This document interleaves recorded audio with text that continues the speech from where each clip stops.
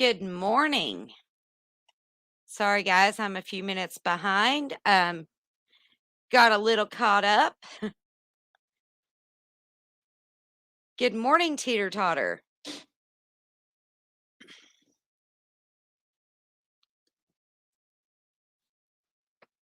I agree with you. I do hope that there is some justice at the end of the day. But that goes with all legal things, and we can just hope and pray.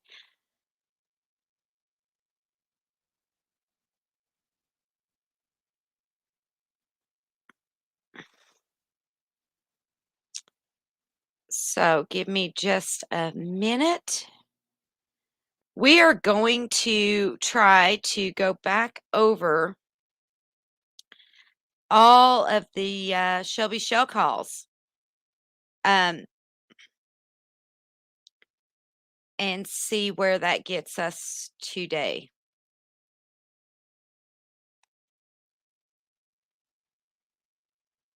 I know some of his calls are hard to hear. Please understand that it is a prison phone call.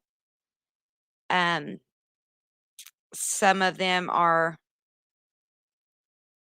a little difficult to understand, so we will go through them. I will play them first, and then we will go through them.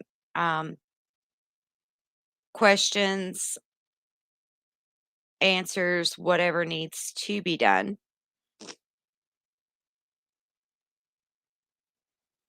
But they are important, like anything else. They have become very important to this case because it is Shelby Shell's story.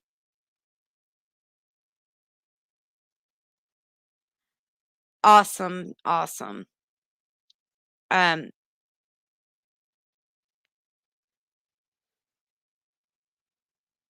So we will get started. I will always be here in the chat. You have questions, whatever, we are going to go back to day one of the calls.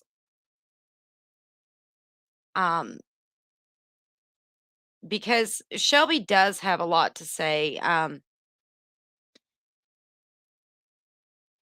Most of the time, it's the same thing. He's innocent. He didn't do it. He comes off as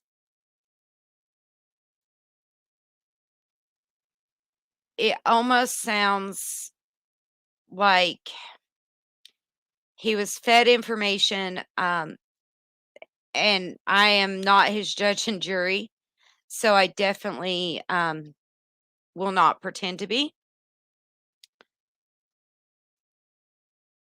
So with that being said, our phone calls actually started back in February.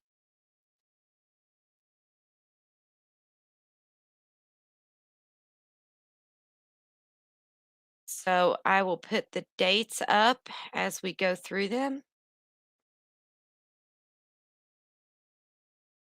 And if you find anything disturbing, informative, or otherwise, let me know. Because I do think that they're pretty interesting. We may actually also have a possible live call today, if we're lucky, while we're going through these phone calls.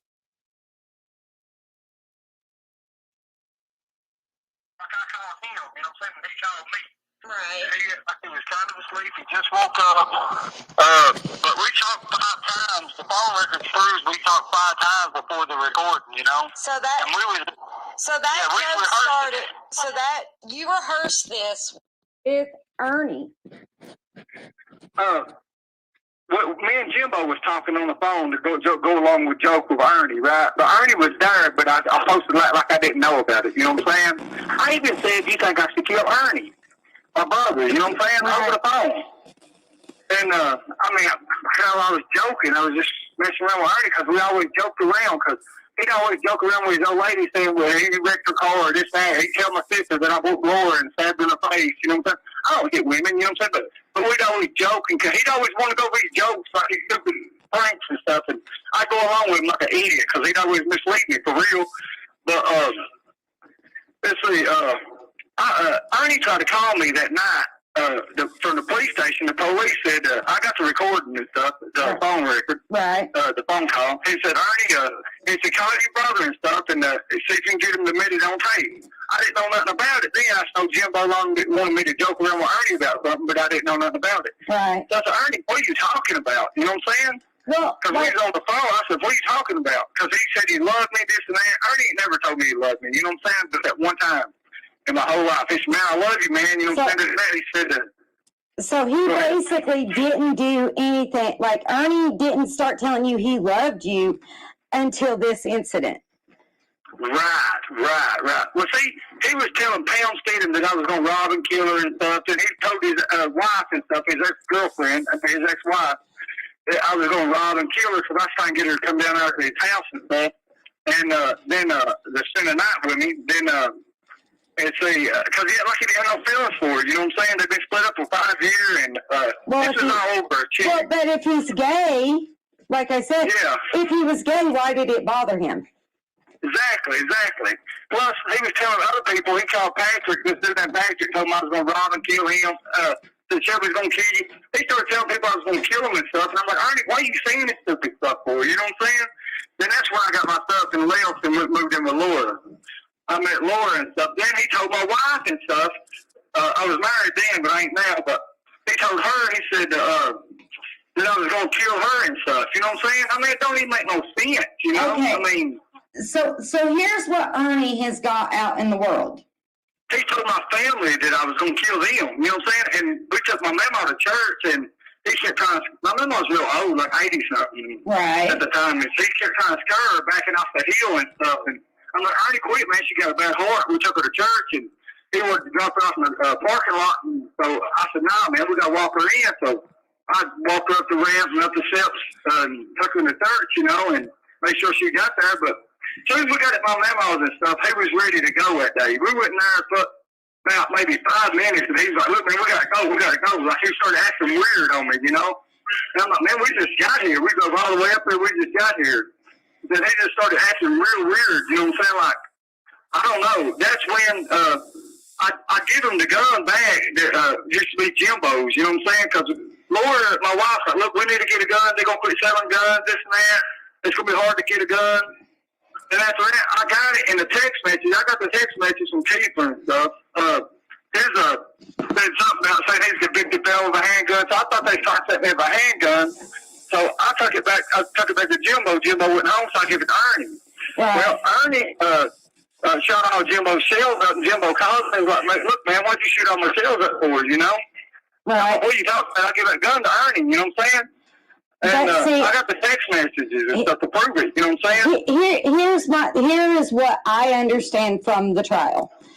And this is what I want you to see. Like, DNA was not a part of the trial at all. You realize this, right? And then, like, Ernie's past is catching up to him. And I'm telling you, this needs to happen because, well, he's a jerk. But whatever, you hear me? Because look how he treats the women, you know what I'm saying? Oh, I know how he treats women. Oh, I do. They don't deserve that. You hear me? So no, they don't. He like makes a woman do everything for him. He's lazy, he's sorry, he won't work, he won't get a job. He mistreats them, you know what I'm saying? Right. Like they're nothing, like I don't know, expendable, I don't know. Well, they're not. I mean, no life is actually expendable, and that's how I feel. Right. Like the more I start like digging in, like Jimbo was. I thought I knew my brother, but Ernie evidently he's raped women before. He's done horrible things to them. I didn't ever know that. we went to trial and old girl broke down, you know. Mm-hmm.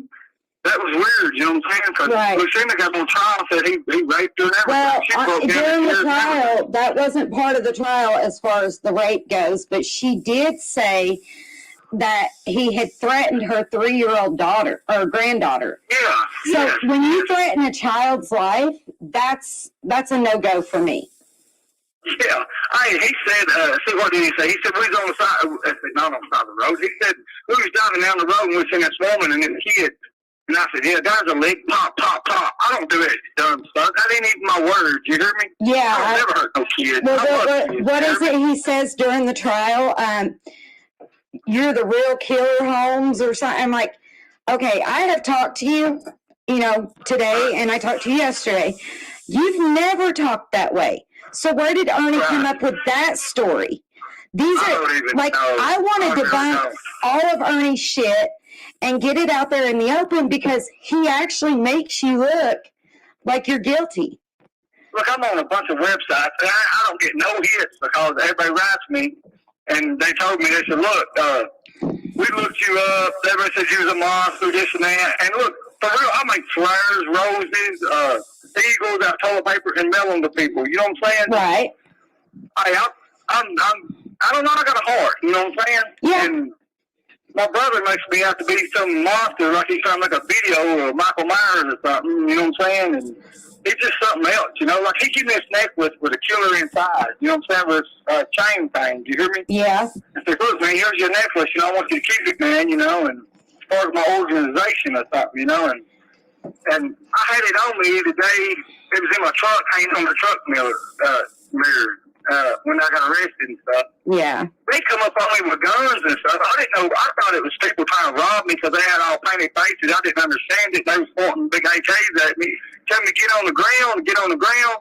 And my wife, I had a cell phone in my hand, talking to Jimbo at the time, and I laid it down, and it was facing the sun. And I remember her telling me, don't lay it towards the sun because the sun will mess it up. And I had a bunch of guns on me at the time, and I wasn't even thinking. And I just reached over and raised up and laid the phone back down on its belly, where the sun can't hit it, you know what I'm saying? That's a stupid, I didn't even know, I thought it was just the regular people going, trying to rob me and kill me, you know what I'm saying? Right. So they had all painted faces up, SASs, they shot that thing through the truck window at me, and I didn't know what to think, you know what I'm saying? And I know I didn't have nothing on me, you know what I'm saying? Because Ernie wanted to go to Brother Day. I said, we're going to use your truck or my car. We waited in Walmart parking lot. The text message is approved because of anyway, I was going to ask you about what the Brother's Day thing was. Yeah, and the gun, it's when you put the gun in the truck, it puts fingerprints on it. Well, I don't know. It ain't my fingerprints. You hear me? Mm-hmm. They got fingerprints on the shells inside the gun. It ain't mine. They got fingerprints on the box of shells and stuff. It ain't mine. I've never touched nothing. He's put some shells in a jacket pocket. Laura's had kids. She had one 17, 20-something, 23, I think. Anyway, they all had jackets in the car, right? And I had my work jacket in the car because I work outside on bulldozers and backhoes, and my gloves and stuff start greasy and oily and stuff, and I got to wear boots there, right? Right. Well, I can't wear his boots. He wears a size 8. I wear a size 11, right? Right. And he said I had his boots on, right, when I killed dude or something. All right. It don't even make no sense because I only wear that size. They said Ernie was a gun, blue, black, and silver. He said blue, not black. And he said it had hollow point shells in it. You don't know what color a gun is, but you know it's got hollow point shells in it. You know what I'm saying? Right. It don't make no sense, Then my hand don't fit in there. I got kind of bigger hands, you know what I'm saying? Right. My hands won't even fit inside the door thing. Somehow, when I went in to pay for the gas and stuff and get us something to eat, he must have stuck a gun in the passenger side. I don't know if it's passenger side or driver's side, but anyway, they found a gun inside the door, and they swore it down that was the murder weapon. You know what I'm saying? I'm like, what are you talking about? And I heard them all talking and stuff, and I'm like, oh my God, you know what I'm saying? They just sold us a murder weapon and stuff, but I'll give it back to them and stuff. You know what I'm saying? I didn't kill nobody. I tried to take a lie, take the test, everything about it. Then next thing you know, that gun that I give Ernie ended up in the truck. You know what I'm saying? So that's why I think Ernie planted that gun, because when we went to my grandma's and stuff, the more I keep digging into it, I think Ernie stole Jimbo's gun. Yeah, because Jimbo tried to accuse me for it. I'm helping Jimbo move. I'm like, but I got Jimbo on the phone, and the phone was conversation. He said, man, I didn't say you stole the gun. Well, I said, well, I'm motion of discovery. He said, you said I stole the gun. And he said, well, I didn't say it. It could have been you. And then he changed his story up. You know what I'm saying? Well, I mean, like I got said, that recording, though. the more I dig into this, I think, because, you know, Ernie is scandalous as hell. You know that is Here's what Ernie done. Ernie and Jimbo fell out a long time ago. I was in prison when this happened, right? Yeah. Don't say nothing about this, but Ernie burnt Jimbo's house down, right? And I was in prison when it happened, right? And I don't understand this because they're good friends now or something. No, you know what I'm saying? no, they're not. Best friends. No, they're not. Nope. Well, see, Jimbo got on the stand and said something about filling nickels off a dead man's eyes or something. I don't play that. You hear me? No, I don't think it was anything like that. Because, like, I've heard on the stand, you know, Jimbo just testified to the phone recording he had. That's it. So, like, I've sit here and watched the demeanors of both parties. You know, I think, in my honest opinion, that Jimbo would be the one to come visit you or at least be a friend to you in this time. But your brother, no, your brother turns on a dime. He blows up at everyone. He is the type of person that couldn't even look at you while he was on the stand. Listen, Jimbo had to change his story up. You know what I'm saying? He act like I killed this man. You feel me? But that's what he, you know, when you hear it from Ernie and Ernie pushes a narrative, what are you going to get? Look, Jimbo, that was my buddy. I thought that was my buddy. I mean, for real. I mean, cause I look at Jimbo like family. You know what I'm saying? For real.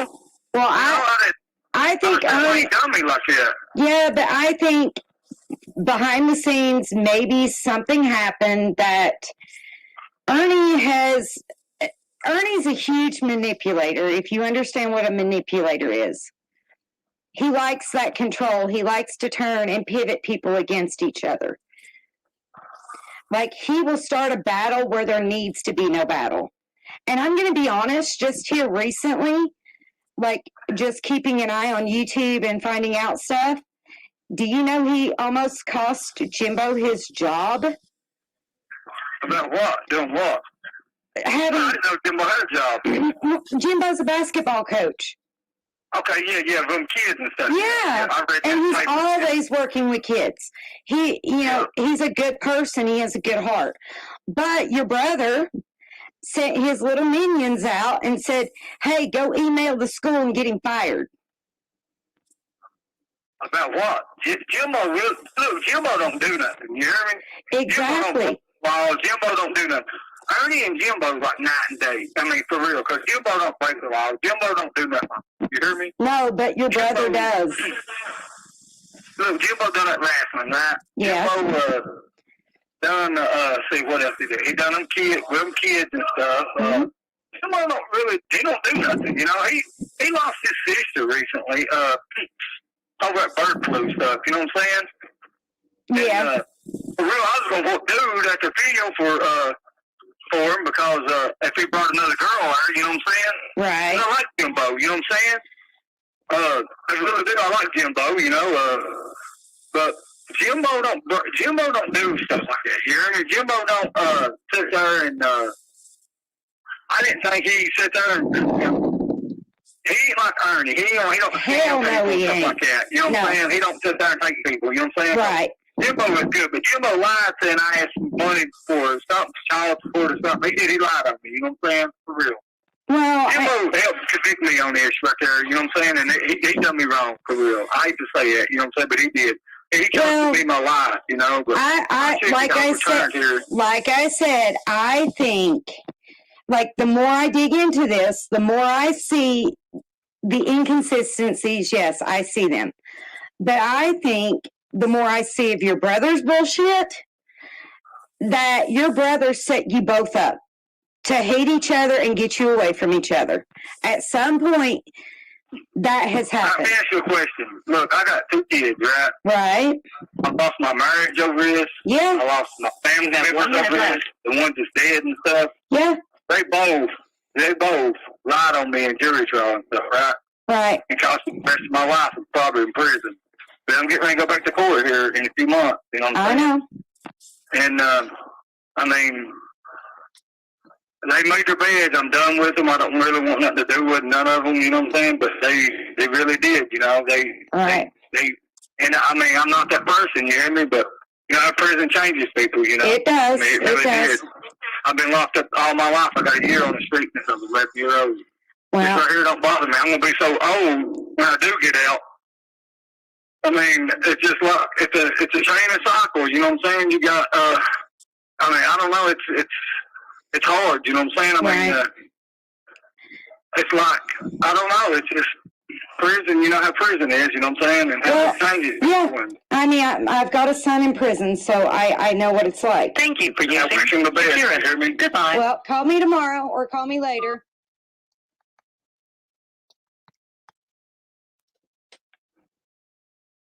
Okay.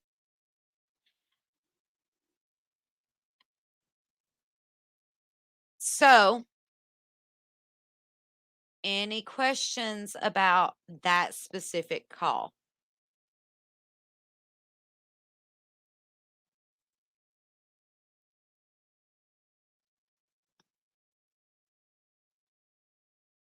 There are some things that, like, we have recently found out. Is one DNA from a blood splatter from the gunshot wound that did not belong to King. There was one handprint lifted from the safe that has a positive ID. Also, the house fire that he references is viewable by the world through Collins versus State Farm Insurance. You can definitely go look those things up because that is public information. So we will now carry on.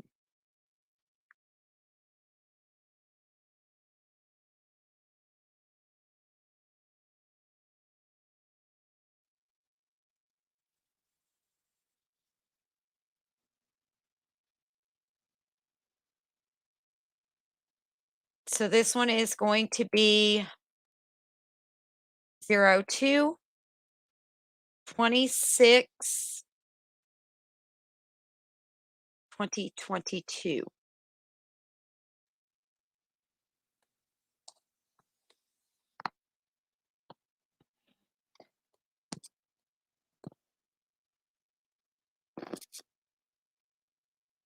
Perfect. So, brothers. Trying to say Sunday, and I was on the phone because Ronnie was somebody killed Ronnie on the 17th, and Sunday was church night. You know what I'm saying? But I was like, no, we had church at Wednesday night. You know what I'm saying? And they was trying to put me at the crime scene. You hear me? Yeah. And I'm like, no. I said the police even pulled us over. They got a log book. You know what I'm saying? They remember seeing us going to a roadblock. Okay. And look, on my jury trial tape, did you notice all people in SWAT gears and stuff? No, Talking about? no. They was like 15 or 20, well, at least a bunch of people in SWAT gear was mean mugging me, like making me look bad in jury trial. They was all had their nightsticks and all dressed up with big shields and stuff, looking dead at me, mean bugging me the whole time through jury trial. So they stopped the trial, and I said, look, man, say something about that, you know what I'm saying? Because that's going to make me look guilty. And the judge said, well, if you want to know what they're looking at, they just want to watch the trial. Well, they probably did. But Yeah. So let's talk about Brothers Day. So he wanted to meet you at Walmart parking lot, or what? Well, I didn't know where he lived and stuff, and we was texting each other on the phone. We got the text messages and stuff on the paper. It said, he said, meet me at Walmart and stuff. And I was asking him what interstate and stuff like that, what intersection to take and finally I seen him come off the exit, and I got behind him. It was like perfect, you know what I'm saying? Because we met up together at the same time and drove through Walmart parking lot together. I was in a Ford black SUV type deal truck with 3 doors, and he was in we seen the lady's car. And anyway, I said, what do you want to take? The truck or the car? I thought we was going to take his car. I was going to fill it up, put it in gas. I think, we just take the truck, you know. So then that's when he gave me a big old, like a big Donald cup type deal, big old cup. He gave me 2 cups and a bag of change, but there was jewelry in it, you know what I'm saying, in the bank, and he gave me a necklace. He grabbed off out of his car. It was like a Killer Inside necklace. It said the Killer Inside. It had Friday the 13th on the front of it and stuff. Right. Like this little metal thing on it. And his little told me to wear it. making crap. Yeah. And told me to wear it and stuff. So I put it on, you know what I'm saying, just threw it around my neck, you know, because I don't know, I ain't been around him a long time, you know, and I Trying to be a brother. Yeah, make him happy, you know. And this Friday 13th, we grown men, you know what I'm saying? Here I'm wearing a necklace on it. But anyway, so I pull him over. Matter of fact, there's this woman, when I went to the drive-thru, she called me honey and baby and stuff, you know what I'm saying? And wanted me to stay out till she got off a break, and I ordered him some food, Lucinda some food, and me some, and I ordered something to drink. He said, well, Lucinda ain't coming with us and stuff. So then I went in, we pulled off and left and stuff. And, cause she hit on me, you know what I'm saying? Then we pulled off and left. I went at the store, and I was going to get some gas and stuff. Instead, I pulled up to the gas, at the store and got some cigarettes and something else. And went to get some gas and come back, and he was driving the truck, you know?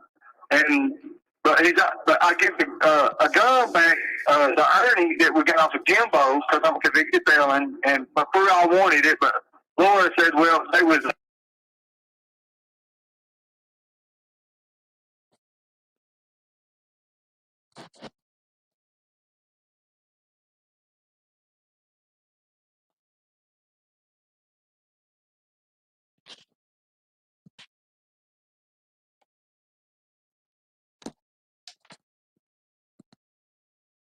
he's trying to scare her backing off his big heel, you know what I'm saying? And he kept trying to scare her backing off his big heel. I'm like, honey, quick, man, she got a bad heart, you know what I'm saying? And he just want to take her and just drop her off on the road there, you know, at the church. And that's, my mama's like 80, she's 80-something, you know what I'm saying? And I'm want to walk her into church, walk her up the ramp and up this little thing, you know, make sure she gets into church and people sees her, you know. So I get out of the car, walk her up to her, you know what I'm saying? Put her in the church, make sure people see her and stuff when I open the door. And, you know, I lead her in the church house and stuff. I hug her and kiss her, tell her I love her, and I leave. And he don't want to stop nowhere. He don't want to do nothing. He want to rush back. I ain't put gas in the truck and stuff, you know what I'm saying? I give him like $20 that I had, you know what I'm saying? I didn't have much. I really just got paid, but we didn't, you know, I didn't have much. I had to pay all my bills and stuff, and tax and insurance, you know what I'm saying? Right. And anyway, they got kids, you know, kids needs gas money, you know what I'm saying? One of them's getting ready to go to college, and that was Laura's kids, and the other got his own apartment and stuff. He's splitting the rent and stuff, so they all need help, you know what I'm saying? Because they was kids, you know?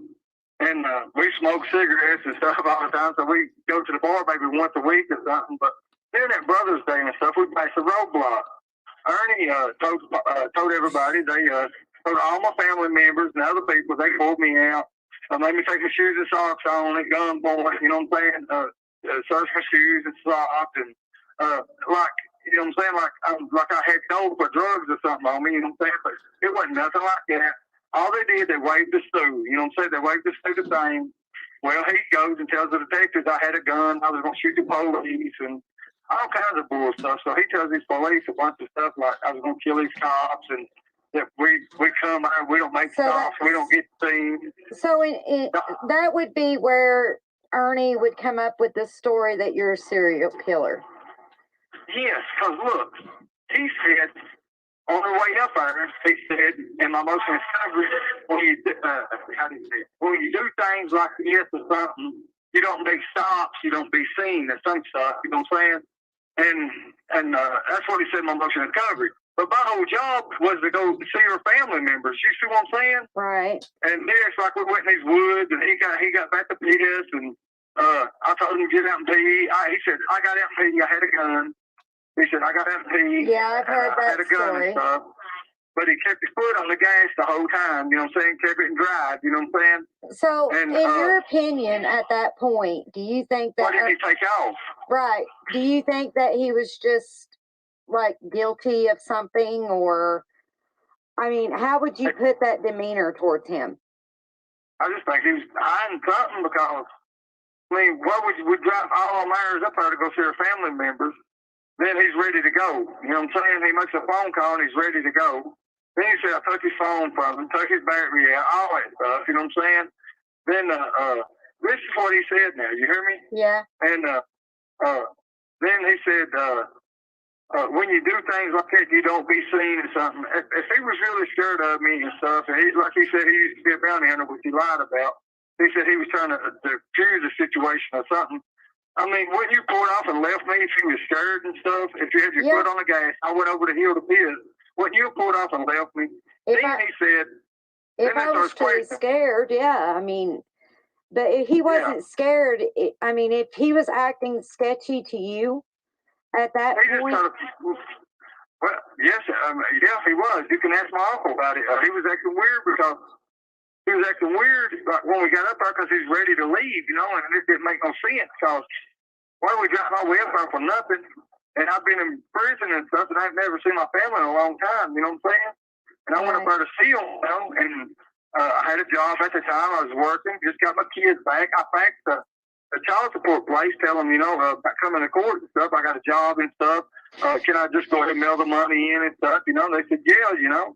And I faxed the thing and signed it, and they did too, you know. And that would be all right. I wouldn't have to miss work and stuff. But I couldn't really afford to miss work, you know. Right. And so Ernie was like, when they questioned Ernie about the gun, they said, Ernie, was the gun blue, black, or silver? He said, blue, not black. But it had hollow point shells in it. Why would you know the gun have hollow point shells in it and you don't know what color the gun is? Right. So they gave me a Whitley County gun charge saying I stole a gun and they indicted me for it, but they dropped indictments and stuff, Whitley County gun charges and stuff. They dropped it on me and stuff because it was hearsay. Ernie said he seen me with a blue steel gun. I've never got caught with no blue steel gun. So let me ask you this. Would your brother benefit from you being put back in prison? I don't know. My whole family thinks he was jealous of me, for real. If you don't know the truth. They just think he's real jealous of me, about women and stuff. I love my brother, you know what I'm saying? I don't know what was into him. I don't know what got in. I don't know what he done it. I really don't understand it, you know? I mean, over a female, you know, because I met this woman and it was his wife he'd been with 4 or 5 years. I asked him, does he got any kind of feelings? I took him to my sisters and he brought Lucinda up there too. So I asked every one of them right in front of them, do y'all got any kind of feelings for each other? I mean, right in front of everybody. Right. You know what I'm saying? The whole so you family, did the right thing. But yeah, and it was weird, you know what I'm saying? Because he was telling people I was going to rob and kill him like this woman named Pam. He was telling her I was going to rob and kill her and stuff, take her money because she got her taxes back. And I was at the lake, and me and my wife got an argument and stuff over the gun deal, because I thought they was trying to set me up with a gun.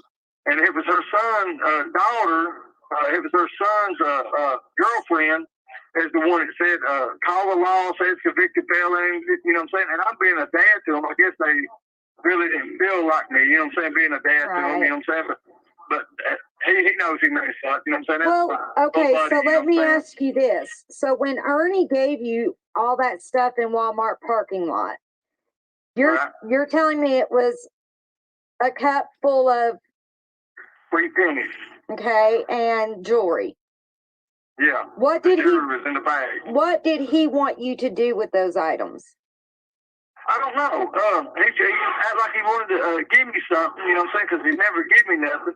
And he wanted to give it to me to put in a fish tank. We got a fish tank. Instead of putting that in the fish tank, he was wanting to put pennies in the fish tank. That's why we got all the pennies for it. And I'm like, man, we're just going to get them rocks and stuff, you know what I'm saying? Put some goldfish and stuff in them, you know what I'm saying? Right. And he's like, man, put this in it, you know what I'm saying? But with it, you know what I'm saying? Mix it in, you know? And that's the whole purpose. I said, man, I don't need it. You can see me on in Walmart parking lot and stuff, you can see me. I'm like, man, I'm straight. You know what I'm saying? I don't need it, you know what I'm saying? Right. And he said he's trying to give it to me, and the jury said, I don't need it, you know what I'm saying? I really don't, you know?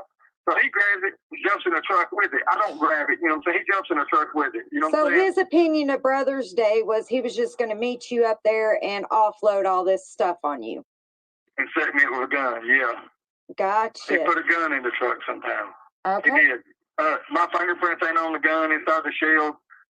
My fingerprints ain't on the gun, you know what I'm saying? Right, and a weapon wasn't admitted into evidence, so you have that going for you as well. So those are bonuses at this point. Right. So yeah, like he's trying to get me. The Fed said they're going to give me up to so many years and stuff. I get caught with any kind of guns or something like that from South Carolina. When I was down in South Carolina, they tried to get me hit with a gun and sent back to prison. That was his whole goal. They said that was a murder weapon, so they could get me sent back to prison. Okay. And it wasn't a murder weapon. Thank you for using it wasn't expired. Goodbye.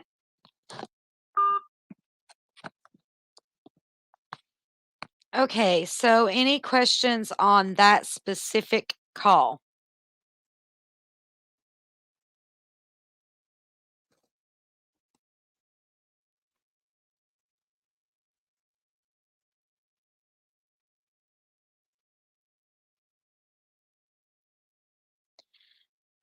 And Beth, I'm going to say, in my opinion, if you have some guilty knowledge of something, that would be a fear of getting shot once Shelby was released. So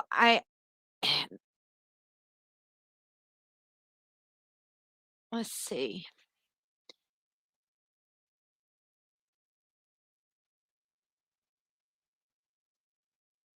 No, I'm not a hater of anyone. You know, I actually played the trial or set the trial up for and worked with RAP to make sure that you guys could see it.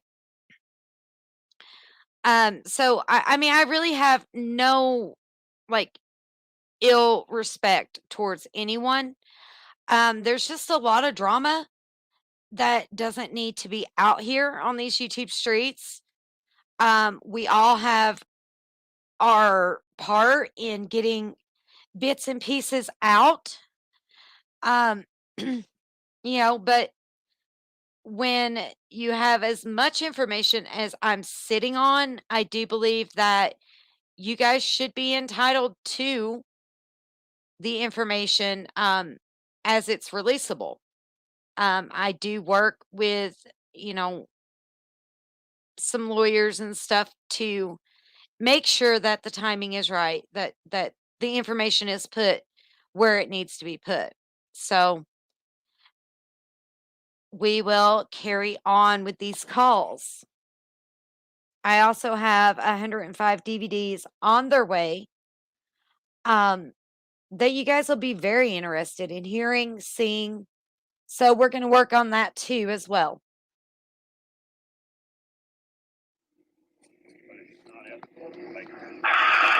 An incarcerated individual at Eastern Kentucky Correctional Complex, or Kentucky Correctional Institute. This call is not private. It will be recorded and may be monitored. If you believe this should be a private call, please hang up and follow facility instructions to register this number as a private number. To accept this free call, press 1. Thank you for using Securus. You may start the conversation now. Hey, how you doing? I'm good. How are you? Good. Good day. Yeah, it is. So, what do you want to know about the werewolves and whatever? Werewolves and vampire stories that you heard growing up as a kid. Because we ain't never really heard none. I heard Gwen was my mother and stuff. She's like, she'd always think she was a werewolf or a vampire or something like that because she was Regina Cruisenberry wanted her to babysit one day, and she was going to babysit, but she didn't think she was going to, and she put PCP, she put angel dust or something in her drink, And ever since my mom, she just spazzed out like 6 years, 4 years, 3 years, and she'd lose her mind for years and years and come back for a week or a couple of days, or then she's been locked up now. Let's see, on placements and stuff, you know what I'm saying? Mental wards and stuff, Right. psych wards and stuff over and over, and she's hit the judges, and she's hit judges and stuff, and she was a wild woman growing up, you know what I'm saying? She's like, either you whoop him or I whoop you, or, you know what I'm saying? She was always overprotective over us, you know what I'm saying? And Right. she pays us not to do nothing wrong, you know what I'm saying? But not take no shit neither, you know, from nobody. And evidently, I mean, she was mental, you know what I'm saying? She was off a little bit, you know. I feel sorry for her, but that's the truth, you know what I'm saying? There wasn't no werewolves and witches. It's just mom hallucinating, you know what I'm saying? Feeding the TV hot dogs and you know, she was just hallucinating, you know what I'm saying? For real, wasn't nothing like that, you know. Right. So all these stories that they go around and believe basically are just lies, and you're well aware that, you know, you knew that they were hallucinations. Yes. I love my mother and stuff, and it hurts me just to even talk to her for real, because I know she's hurt, you know what I'm saying? And she don't remember nothing, she don't know nothing, and it hurts me, it really does, you know what I'm saying? And she'll cry, get on there and cry, and she just, sometimes she knows it, sometimes she don't, you know what I'm saying? Right. And, but Steve is my stepdad, you know, he always watched over her and stuff, you know, watching her, and, he takes care of her, he raised her, you know what I'm saying? Like, he babysitted her, you know? Yeah. He hides everything in the house she could hurt somebody or hurt him with, and, you know what I'm saying? And my baby sisters always took care of her too, you know what I'm saying? Right. So always good. there's really no truth to, you know, her having a litter of pups or werewolf pups or none of that. No, Lord, no. She's a human being, you hear me? Yeah.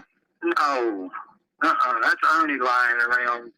That's a whole make believe. You don't see anybody in a family like that. Nobody can have no pups. Right. Phil? So No, they should never put that stuff out there then. They should just keep it to Lord, themselves. no. Yeah. Wow. I don't fucking think. Can you hear me? Right. Well, I mean, it's just confusing because, you know, your sister Amber and Ernie both attest to this, and it's just like, No. Amber's, she I don't even think she was born. Well, yeah, she was, she come see me a couple of times. My mom thought she was a werewolf back in the day, and she tried to bite me, but she lost her mind, you know what I'm saying? She ain't all there, you know what I'm saying? She's sick, you know, she's mental, you know? right. She So, ain't happy, you know? She takes medicine for it and stuff. well, yeah, I mean, that's a good thing, though. Yeah. I say, I talked to them, I say, a few months back, I talked to her, and, I try to call all the time. They just sometimes they won't even accept the call. You know, I tried today a couple of times. I couldn't get no answer, you know. So, I mean, I don't really try like that, you know, say no more. Right. Every now and then, because it's too hard to get the phone, you know. Right. You have to fight to get the phone, you know what I'm saying? Oh, yeah. Yeah. It's noticeable, believe me. But, so, I mean, what would you say about if you found out your brother was using drugs again and got arrested this morning? Well, it wouldn't surprise me. He was in New York and stuff, and get caught with a handgun and a needle. And Well, he was actually caught with a baton and a needle, yes, or a I heard hypodermic. about that.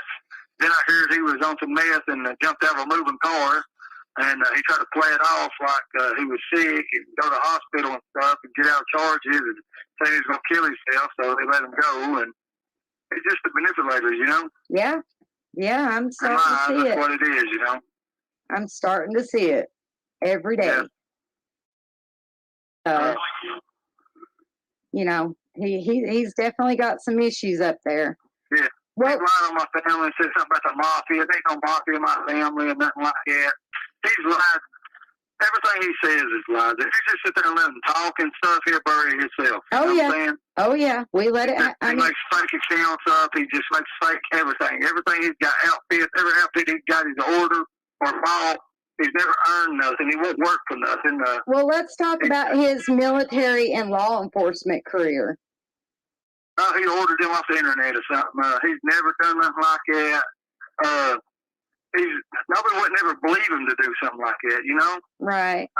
He even told the police and stuff he was a bounty hunter in jury trial and stuff. He did it on his statement and stuff when he was making the recording. And I got it. And then when we looked him up and stuff in Tennessee, nobody didn't recognize him. And he ordered his license or something, or tried to order his license, his fake license or something, try to get some number. It didn't even register. My lawyers looked him up right there during trial and stuff. And it was all fake. Everything he said was fake. He even got on the internet on Rough and Rowdy Brown like he's wanted and stuff up there in Hazard and stuff. And then some other dude won it. He put it on the internet. He won. And my mom put in it. And he cut WO off of women's, which is women's diversion, and it made men's diversion, you know. And he used that trophy thing like he won it and stuff, you know, and glued it back on that metal thing, you know. And it said men's diversion. He's acting like he's been a black belt. He's never done that. He's ripped off multiple, all kinds of people. T.J. Brewer was dying with cancer and stuff. He's dead now. He died with cancer. But anyway, he had cancer real bad. They was taking donations up and stuff, and he even ripped him off. And that was one of his good friends back home, like one of his best friends, you know. Yeah. And Chris Brewer is a cop now.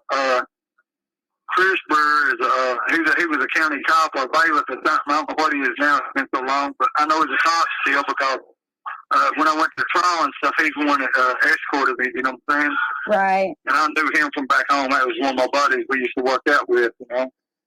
Well, and like I said, I just want to debunk everything that Ernie puts out in the world, because the more that we prove that Ernie's a liar, and I mean, if he was in military, you would know it, right? No, he wasn't in no military. He get his uniforms and stuff. He'd ordered them and stuff off of eBay or something, you know what I'm saying? Or get them at a flea market mainly, you know what I'm saying? So it all started when James Price got a cop uniform and stuff, and that like he was the police and stuff. Then next thing you know, he got his gun and stuff and a badge, and he's ordered everything, you know what I'm saying? He's fake, you know what I'm saying? He told all of his girlfriends he's a cop and this and that, and they got him for swearing a cop, and he's on the internet dressed up as a police. He's never been a police. Never. He's never done. He's got charges. I mean, if you scam people and admit to stuff, you know, that's admitting to guilt. You know, they don't take felons. You know, exactly. It's just making them look bad. You know what I'm saying? Exactly.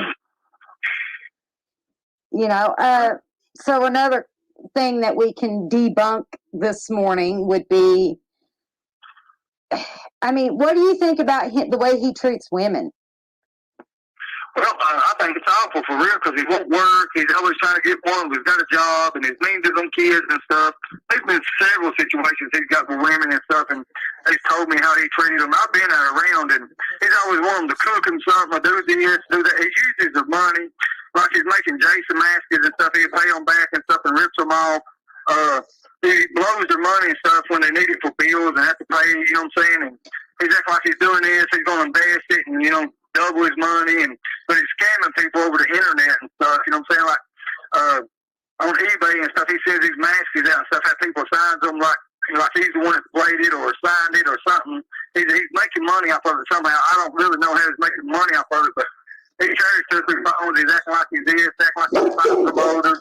He's just, everything about him's fake, for real. He ain't never worked for a living, you know what I'm saying? He won't work, you know, he's fake, you know? Well, I don't know. I mean, he's been like that his whole life. His whole life he's always been like that. He wanted to be a ninja growing up. Then he wanted to be a cop growing up. Then he wanted to be a bounty hunter. Then he wanted to be a boxer. Then he's never done none of that. None of that.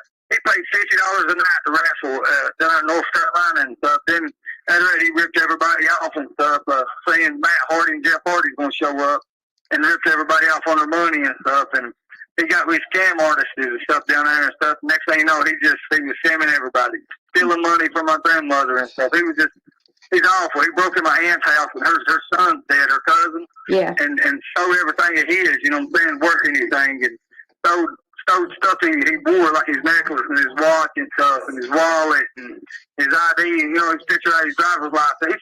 He's done a lot, you know what I'm saying? he's just dirty, man. You know what I'm saying? He's Yeah. supposed to be friends with people and stuff, and he uses them and stuff to see what he can get out of them. You know? Oh Like yeah. when he was with Jimbo, I don't know if Jimbo's seen it or not, but they say, Jimbo, you could buy me a card. You could buy me a green dot card or some kind of card. He's always buying cards and doing stuff off the internet with it and stuff. And Jimbo, I don't know if he's seen it or not, but he's always doing stuff with it. But I don't understand why, but he just, I don't know. He's trying to support her, and he feels sorry for her. He let Ernie live with him and everything. Ernie used his stole his cell phone and his little girl's phone and stuff, and used it. And Ernie's just negative, man. You know what I'm He saying? is really very negative in this world. People pays his bills. You know what I'm saying? Well, do you think? Anywhere he can go ahead. Do you think that his YouTube following should hand him money for drug use? No. What do you mean? Okay, so he's got a bunch of followers on YouTube that support him, and they give him money financially. They give him money. And all he's doing is buying drugs with it. I don't understand that. Why would they give him? Look, he was ripping some old men off on the vehicles and stuff up here. That was in Harlan County. People was putting it on the internet and stuff. People were telling me. Yeah, why would he do that when they could be giving it to some kids and stuff that really need it? You know what I'm saying? I don't understand that, you know? Well, why would somebody want to give him money just throw down the drain, you know? Well, he's got them all believing. Stuff, you know? He has them all believing that he's rescuing children and teaching general awareness about how to keep your children safe. Do you buy that? No. They ripped his best friend off of dying of cancer and dude's dead now. He run they was taking a donation up for him and stuff, you know, where he's real sick and dying and stuff. What would you tell those women that are handing him money? If you could tell them something, what would you tell them? Spend it on their kids and stuff, or put it in the bank and have something for life, or go, you know what I'm saying, go have something, you know, invest it, you know, the best way they can. Don't give it to him. Before you give it to him, give it to some kids that need it, you know what I'm saying? I mean, all you're doing is sitting there. When you give him money, he's gonna sit and buy cards and scam people with them. That's all he's doing is scamming people, you know? Yeah. I don't understand why people give him money for it. He ain't got a job. They need to verify it. They need to look at his background. They need to look him up. You know what I'm saying? For real. Because he's got on so many fake accounts, and he's made so many fake accounts on things, and got on the internet and act like he was dead, and somebody killed Ernie, and no, somebody just stabbed Ernie. He's made so many fake accounts, and Tim was doing it, you know. Did you hear anything about Ernie getting stabbed? My lawyers used to sit and look stuff up for me and stuff like where he said he got stabbed and this and that. And did you hear anything about Ernie getting jumped, whooping 3 guys, and trying to make yourself look big and bad and stuff all the time, you know? And you see him on Bluefield, West Virginia, where he ripped off Diamond Dallas Page. Well, Diamond Dallas was the only one that got paid, just so you know. He's the only wrestler that actually got paid because he requires half up front and half when he gets there. But the rest of them, right, the other ones all got screwed. Yeah, every one of them did. There's 3 off-duty cops, 26 different wrestlers. He said to get 55-inch TVs away, and none of that didn't happen, you know. And they drove a long ways, didn't have a way to get back home, but they had to fly. Some of them did, you know. Yeah. It don't even make no sense, you know. No. He's just a scam artist. I want them to just look at him and stuff and think that, why would you want somebody around like that around your kids and stuff? He's threatened kids before with guns and stuff, and they're just mean to them, you know. If they can't see that, I mean, I don't know, you know what I'm saying? He needs to, for real, I don't even think he needs to be around no kids, to be honest with you, you know? I mean, he's got a kid of his own. I mean, if he don't take care of his own kid, he ain't going to take care of them, you know what I'm saying? Their kids, you know? Exactly. I mean, he's all for Ernie. He's all for himself, you know? And he just, I don't know, man. He's just bad people, you know what I'm saying? Yeah, he's definitely bad people. Anybody would hurt a kid or do something to a kid or harm a kid Thank you, producer. Securus. Goodbye.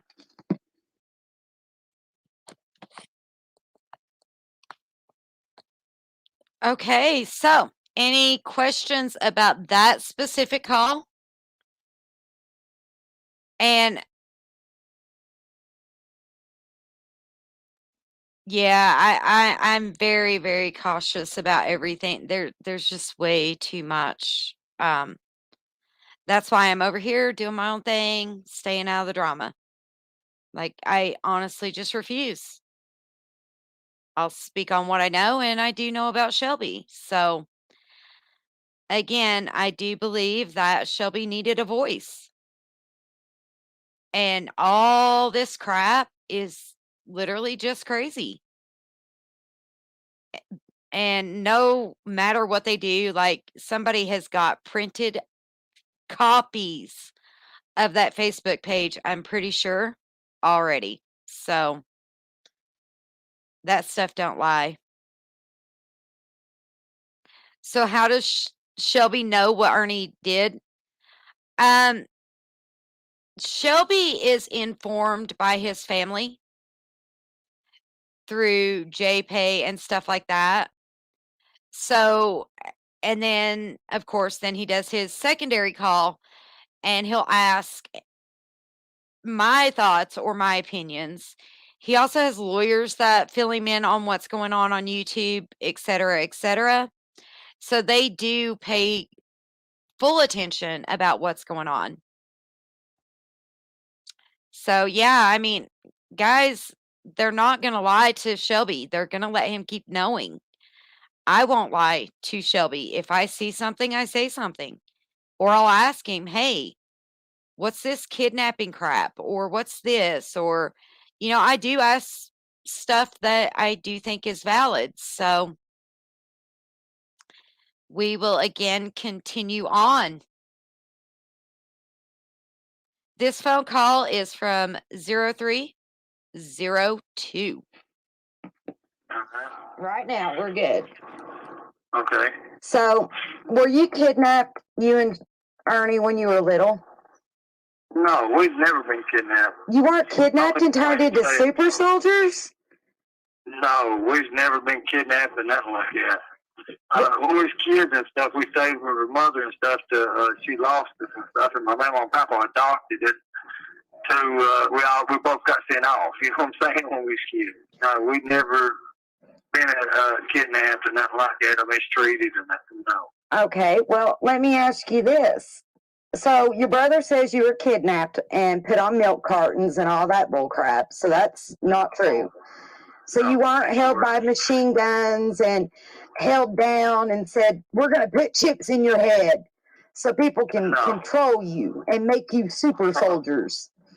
No, my brother's mental and stuff. You got to look over him. You know what I'm saying? I think he's got a mental disorder. I thought he followed after mom or something because he keeps on saying it's mental stuff. But I thought he was just, really mental. But come to think about it, he's a scam artist. You know what I'm saying? Oh, yeah. All he does is scam. Yeah, he scams women and stuff to be helping their children and stuff. And he's just a scam artist. You know what I'm saying? Everything he does, he's always about money, trying to ask for money. He's got places to go. He can go stay in Harlan with Steve and all of them, and my baby sisters and Gwen and them. He's got places to go. He's just a scam artist. You know what I'm saying? For real. Well, I mean, I'd be Amber or whoever. Well, I mean, his claim is he's got a chip inside of his head because he's a super soldier. So, like, neither one of you are super soldiers. Neither one of you are kidnapped. So mental makes, yeah. If you could actually, tolerate to speak to him, because he still goes around and he did it today. And he said, "My brother, the serial killer, held a gun to my head." I ain't no serial killer or nothing like that. He's making them lie for real. Oh, I know he is. That's why they got two other people's DNA. It wasn't a murder weapon like they would say. Well, and like we've already discovered between, going over it between me and you, that there, DNA wasn't even a thing. Right. So in all honesty, you're in prison right now. Right. And you're not, it's one person, supposedly, allegedly. So, honestly, how's that a serial killer? What now? How does that make you a serial killer if it's just this? I don't know. Because like I killed all on people. I didn't kill all on people. I get it. He just wants to lie on you. Yeah. And you are not a serial killer. No, I ain't no serial killer. And he needs to quit running his mouth. Yeah, I don't know why he does that stuff for. I've never killed a first person. You know what I'm saying? I might have done stuff when I was a kid and stuff like breaking the house when I was young and stuff. You know what I'm saying? Trying to find stuff like food or you know what I'm saying, the stuff for our house. You know what I'm saying? But it was dumb. I was a kid then. You know, I always got high on marijuana and stuff like that when I was a kid. That was back in '94, maybe. Okay, well, 8 year old. Well, now that we're talking about that, did you ever have any drug charges? No, never. I ain't never had a person. I had a paraphernalia charge. I got with some rolling papers, and that was it. That's when I was smoking weed and stuff. It was in, I think, 98, 99, maybe. Right. And 2000, when I graduated high school and stuff, from Raymond East Step, Hack East Step, from my boys' home, I graduated and stuff. Then I got out, and a cop pulled us over and stuff, and we was drinking, and I had some rolling papers on me. Well, and that's nothing. Drug charges or nothing like that. That's nothing major, not in today's time. So, you know, we kind of all just brush that off. Right. But, okay, so let's talk about your childhood, because Ernie wanted to scream and yell today that he was severely abused. Ernie had it made as a kid, to be honest. He stayed with this woman named Tammy Smith. Her number was 646-837-2157. She raised Ernie. She loved Ernie. She was good to Ernie. Then Ernie got with this boxer, Ralph Carr and stuff, and he tried to teach Ernie how to box and do good. And Ernie went in and destroyed his gym and stuff at the bottom of the church. He had a gym in the church and stuff, and at the bottom of it, up there in color camp and stuff, and Ernie destroyed his stuff. Wow. Ernie done him wrong too, you know what I'm saying? And Ralph really liked Ernie, was going to give him a nice car. I can't remember what it was. It was an old-timey car. Right. He had some swords and German helmets he was going to give me and my brother, but Ralph's always been up for us, you know what I'm saying, growing up and stuff, you know, like a dad figure for real.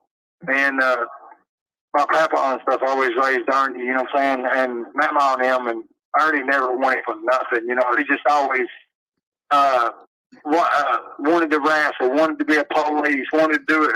Right. But he lied about stuff. He'd go around lying to his friends and stuff, you know, neighborhood friends and stuff. Like, and they would tell you he lied. Like Jason Thomas, he lied to him. Sean Freeman, he like he was. He's lied to a bunch of people. That's all he does, and he makes these fake account stuff like.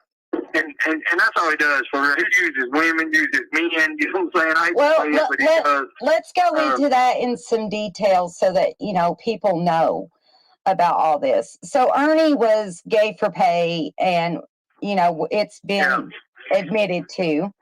So let's get into some of his gay stuff that you know about. It does a lot of stuff. Pam Stidham, one of his sugar mamas supposed to be, or one of his women, he really tried to help him and stuff. They called her a sugar mama, so I don't know why I said that for her. But he used to stay with her and stuff, and he mistreated her and threatened her and stuff and was mean to her. And she got a picture of him having sex with another man. Got the back of Ernie, you know what I'm saying, getting boned, you know, by another man. She's got the picture still yet. Sam Stidham. She lived in London, North Laurel Lake. And Lucinda he was staying with said a bunch of stuff, but he's always he got with gay people. I said, where was we at? I got kicked out of Harlan County for 5 years and stuff. I just got out boot camp and stuff. And he said, my papa got sick and we come back in. And next thing you know, he was saying these gay dudes named Dexter and this dude he said I killed named John Berger. Because he come up missing, I guess. I don't know what happened. I even looked him up on the computer because he had like I killed this dude named John Berger and all this stuff. But I think if somebody goes and really looks for John Berger, they'll find him, you know what I'm saying? But Ernie was staying with these gay dudes and stuff, you know what I'm saying? And that was it, you know. But we went from North Carolina, from Virginia, from everywhere, really. I mean, Eufaula, Alabama. We worked in Eufaula, Alabama and stuff at a radio station, late '98. So it's very, very likely that Ernie would sleep with men and women. Buddy, Ernie sleeps with me and them women, yeah. The women, they said he couldn't get his thing hard, you hear me? And I guess he had an issue, then he got with these men and stuff, and I've heard all kinds of gay stories, and people Ernie using old men for vehicles, and just assorting them in a way, you know what I'm saying? Like, make them give them money and stuff, and blackmailing them, like he does women, you know what I'm saying? Yeah. He'll lie to them and use them and stuff. So nobody is safe around Ernie. No, not even kids or nothing. Women's got on the stand before and it's jury and on the jury for stuff on the jury trial, and told Ernie had guns to the kids, threatened to kill them, and yeah, Ernie, we've heard it. if he don't take care of his own kids and be good to kids, kids is curious. You know what I'm saying? They can't help crying and stuff like that. You know what I'm saying? Right. They're curious. You know, they're babies. You know, and Ernie don't need to be around no kids, that's for sure. No. And I'll agree 100% hands down every day. He doesn't need to be out here pretending to save kids. He doesn't need to be, I mean, that's what he's doing. Rescue our children is his newest thing. Well, he found, I got a paper of my sister and stuff where, it's a court paper, saying, where he, tried to bust my family for selling drugs. My family never sold drugs. My aunt might have done it a little bit, but she's gone now. She passed away. But that's when coal mines was shut down or something. They might have sold weed or something. I don't know.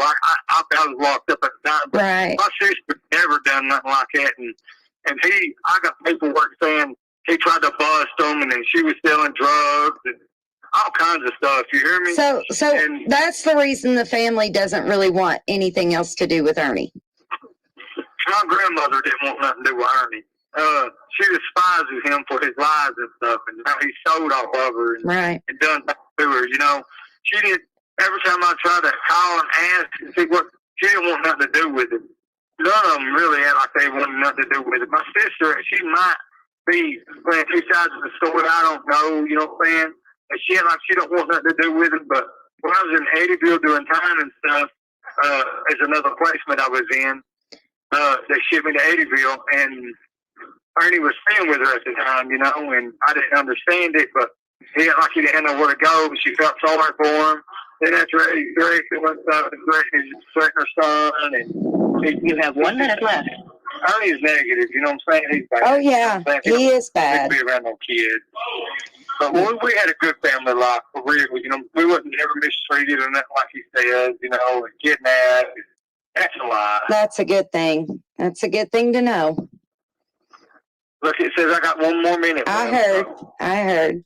So yeah, we'll continue this again tomorrow, and we'll see what else we can debunk and figure out what else we can do to help you. All right, thank you. Thank you. Appreciate you. Too. Bye. You too. Bye-bye.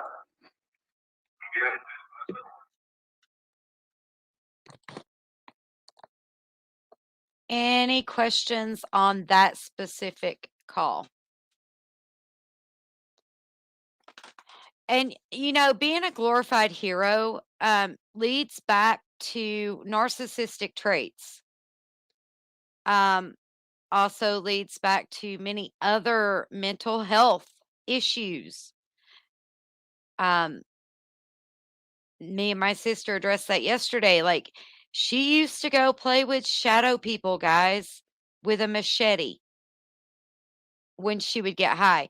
Like, at any point, she could have actually hurt someone. So I take this stuff seriously. You know, what if someone hits him in that road? That's going to be on their heads for the rest of their lives. Like, that's just another way to claim your last victim. Like, I'm not okay with any of that. It's just all crazy. All right, guys, this call will be from 03/03/2022. If you guys have questions, definitely ask them in chat. I'm here with you. So let's start with Your brother's stating today that you come from a family of murderers. No, my family was out church going and stuff.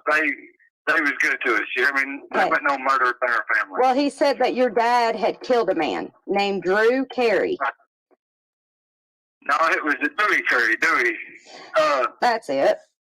They was down there drinking and stuff and partying and stuff, and dude got mad at my dad and stuff, and he come up there and pointed the gun on the kids and stuff.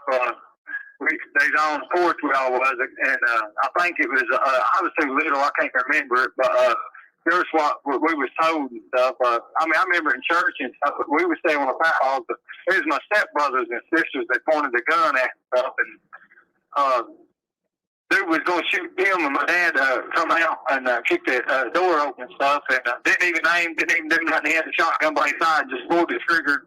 And he was about maybe 10, 12 feet, you know what I'm saying? Dude, maybe closer than that, probably 5 or 6 feet. But dude was getting ready to kill them kids and stuff. Dude, he was, you know what I'm saying? And he was scared, you know, that was his family, you know what I'm saying? The dude sitting there pointing a gun, a shotgun at the kids and stuff, you know what I'm saying? My brothers and sisters, you know. My dad ain't no murderer, you know what I'm saying? My dad was a good man for real. He worked in the coal mines and stuff for a living. He was a good man for real. He really was. I don't know what they want to sit there and tell him that. He's dead now, you know what I'm saying? But he was a good man. And Crystal was my stepmom and stuff. She was a good woman, you know. Nice. So here's the other question I have for you. So Ernie wants to state that you would hold girls down when you were 13 years old and try to rape them. What's that? No. When we was kids and stuff, we played, let's see, we'd be camping and stuff, we'd playing and stuff, playing chase and stuff. It wasn't nothing like that. He told my lawyers that too, one of my investigators and stuff, I was like that. I've never been like that. We was kids playing chase and stuff all the time and stuff, and there really wasn't no girls never come up there, but, let's see, our cousins and stuff, and, maybe he might have brought a friend or something with him or something, you know what I'm saying, one of his friends, you know, but I was always at my grandma's apartment, and I always played down the road at Sophia's and stuff. That's one of my friends and stuff, one of my best friends growing up and stuff. She's with my uncle right now, and not wasn't nothing like that. No, that never happened. So, Nothing. something I want to cover is, how do you think that Ernie set you up with the King murder? Since now we know. When he was working at Brothers Day and stuff, and I took that gun back to Jimbo, and Jimbo went home, so I had to give it to my brother.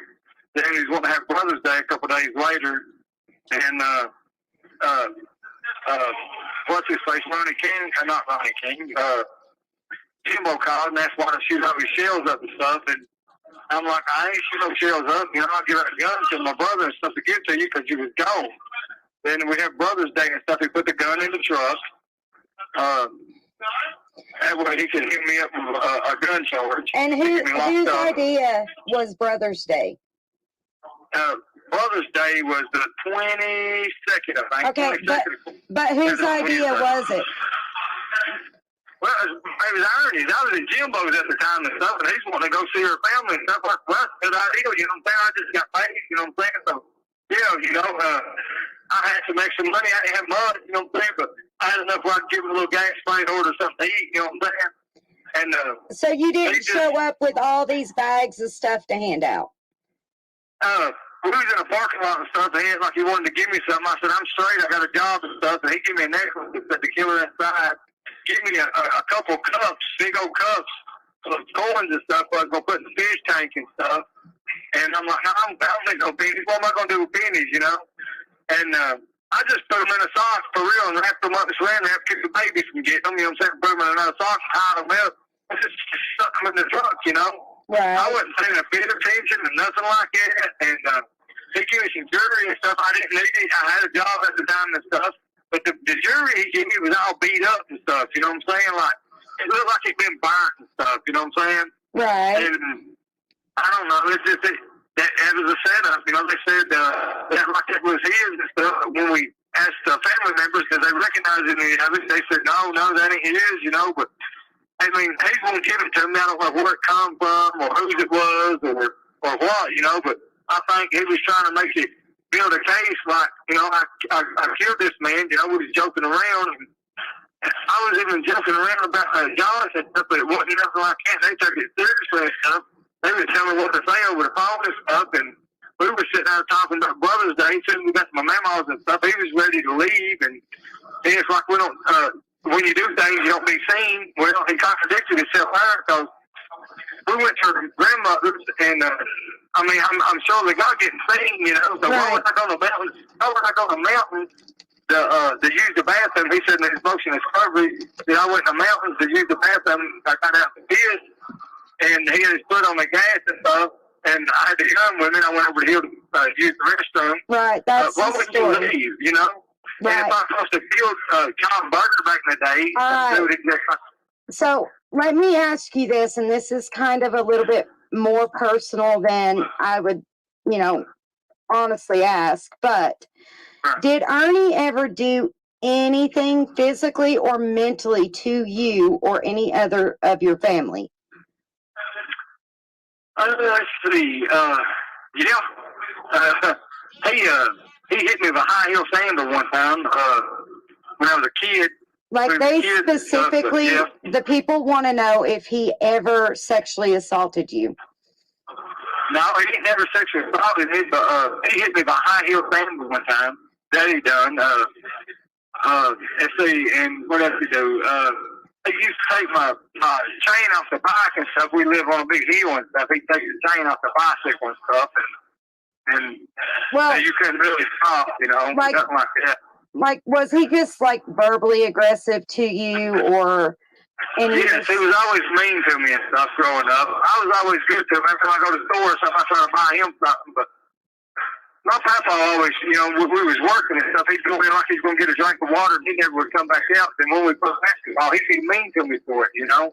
He'd always try to pick on me and box with me and stuff. He used to, for real, Ernie used to whoop me when we was kids and stuff, for boxing and stuff, you know. And he was real mean and stuff, for real.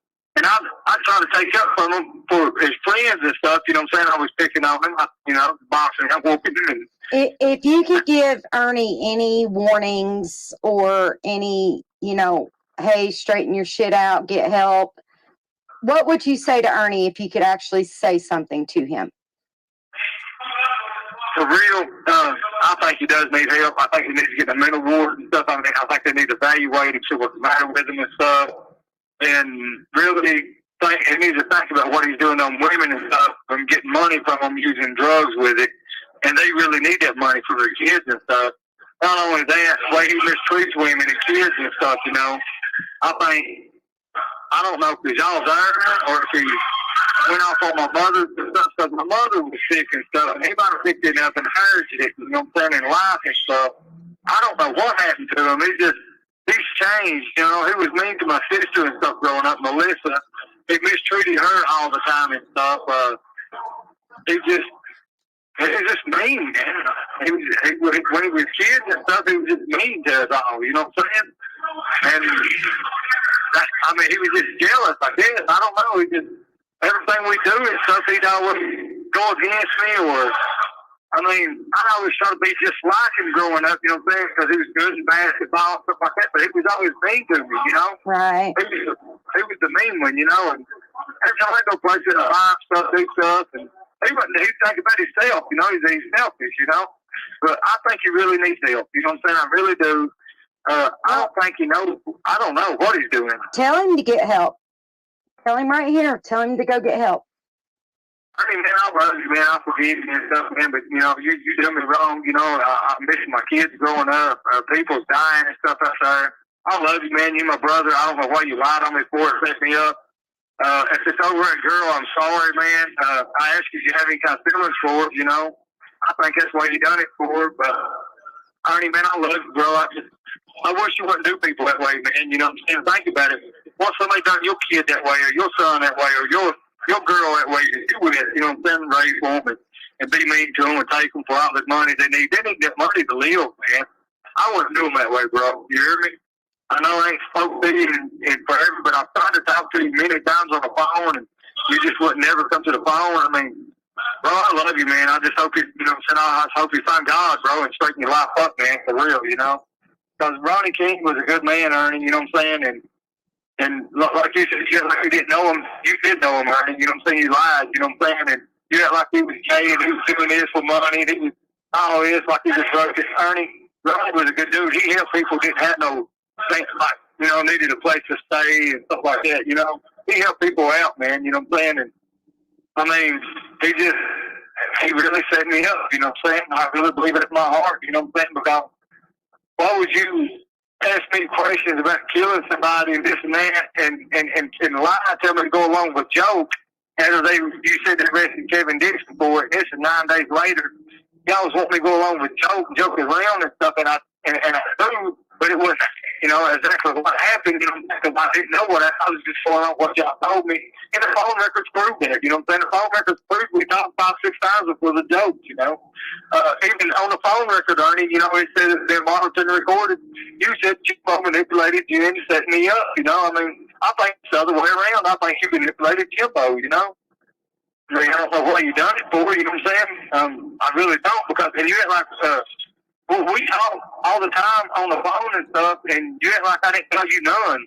The phone records prove we talk every day, Ernie, all the way from the 24th that night, all the way to the 25th and stuff, you know what I'm saying? Till they arrested him, And I was going to buy you some shoes and clothes. I was texting him and telling you, Ernie, that I was going to buy you some shoes and clothes and stuff at the mall and stuff. I ain't got that much money and stuff, but I said, look, come, because I didn't have work that day. I kept on texting my boss, you know what I'm saying? Said the truck come in, said we was going to work. And he said, you go ahead, you good today, So I was going to get out and buy my brother some shoes, Ernie. I was going to buy you some shoes and clothes, and you done me like that. You lied on me, for no reason at all. You could have got me killed, man, when they come in shooting, You done me bad, man, for real, I forgive you for it, you know what I'm saying? If not, the Lord won't forgive me, I mean, but for real, Ernie, I believe eye for eye and tooth for tooth, you know what I'm saying? And you wish your death penalty on me and stuff, and they pressed the death penalty on me. It took me 4 years to get that off of me. Then life without, then I went to trial over and over, hung jurors and missed trials and 6-6. I mean, and got it kicked out of Harlan County, had to do it again, Ernie, that's stressful, man, 1 minute left. But I love you, man, I hope you really straighten up, man, and think about what you're doing, bro. Thinking your life. That's what you're doing, man. You want your kids to think that about you? I mean, you need to change, man. Find God or not. I mean, for real, bro. Get your job, man. Straighten up, man. Quit using people. Especially women, bro. You prey on weak women, man. It helps you out and stuff. And that's probably the last dollar they got, man. That's all I got to say, for real. Okay. Look, I got 1 minute left and stuff.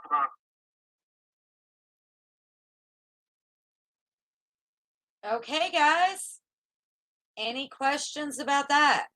There is no possible way that Shelby could have wore anything of Ernie's.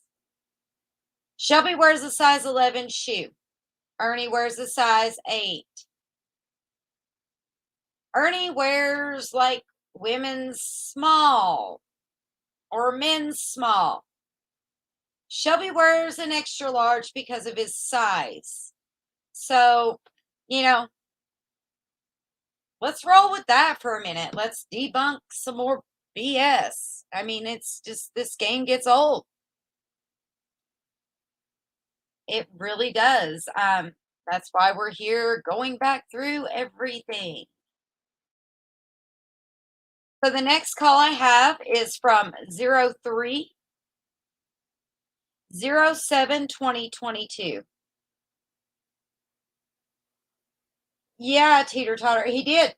I've seen it. I think I still have some stuff to show he was carrying one in August of last year. So yeah, High Point, cheap. Ugh. Shelby has worked. He has paid child support.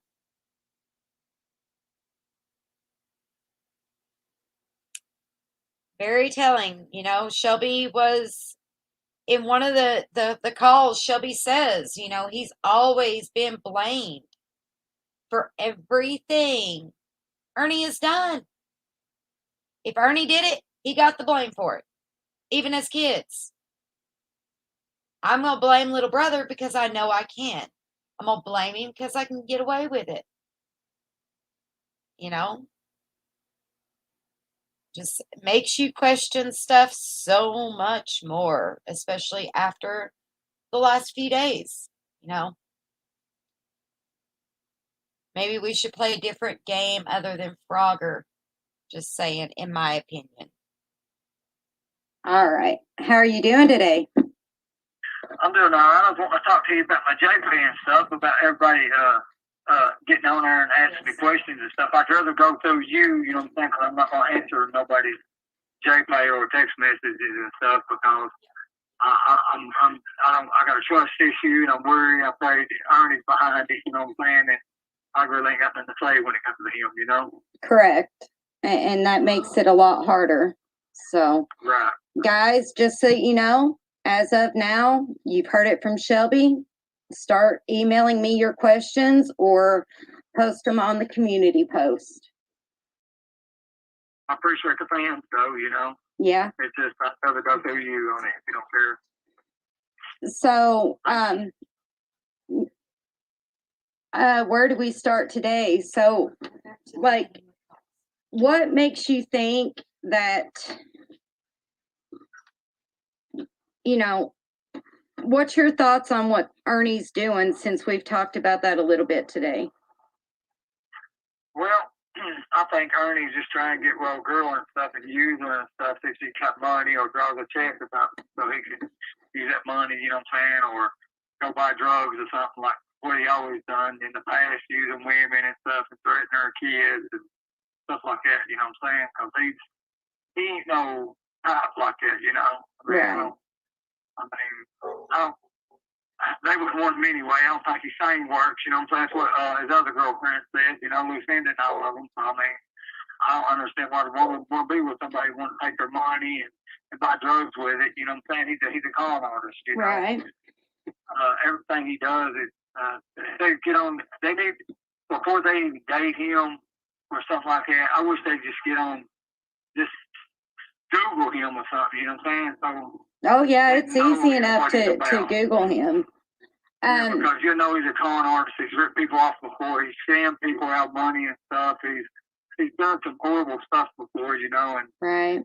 It should be out there, you know. It should be known, you know, what he's about, you know. Right. I mean, and you get to hear a lot of this from when you were talking to your family and stuff prior in the past, and right. You know. Well, my grandmother just passed away and stuff, and he stole money off of her, you know, and she's real old and stuff, and when he hid in like a creatine jug, some kind of protein powder stuff he had up on my mom.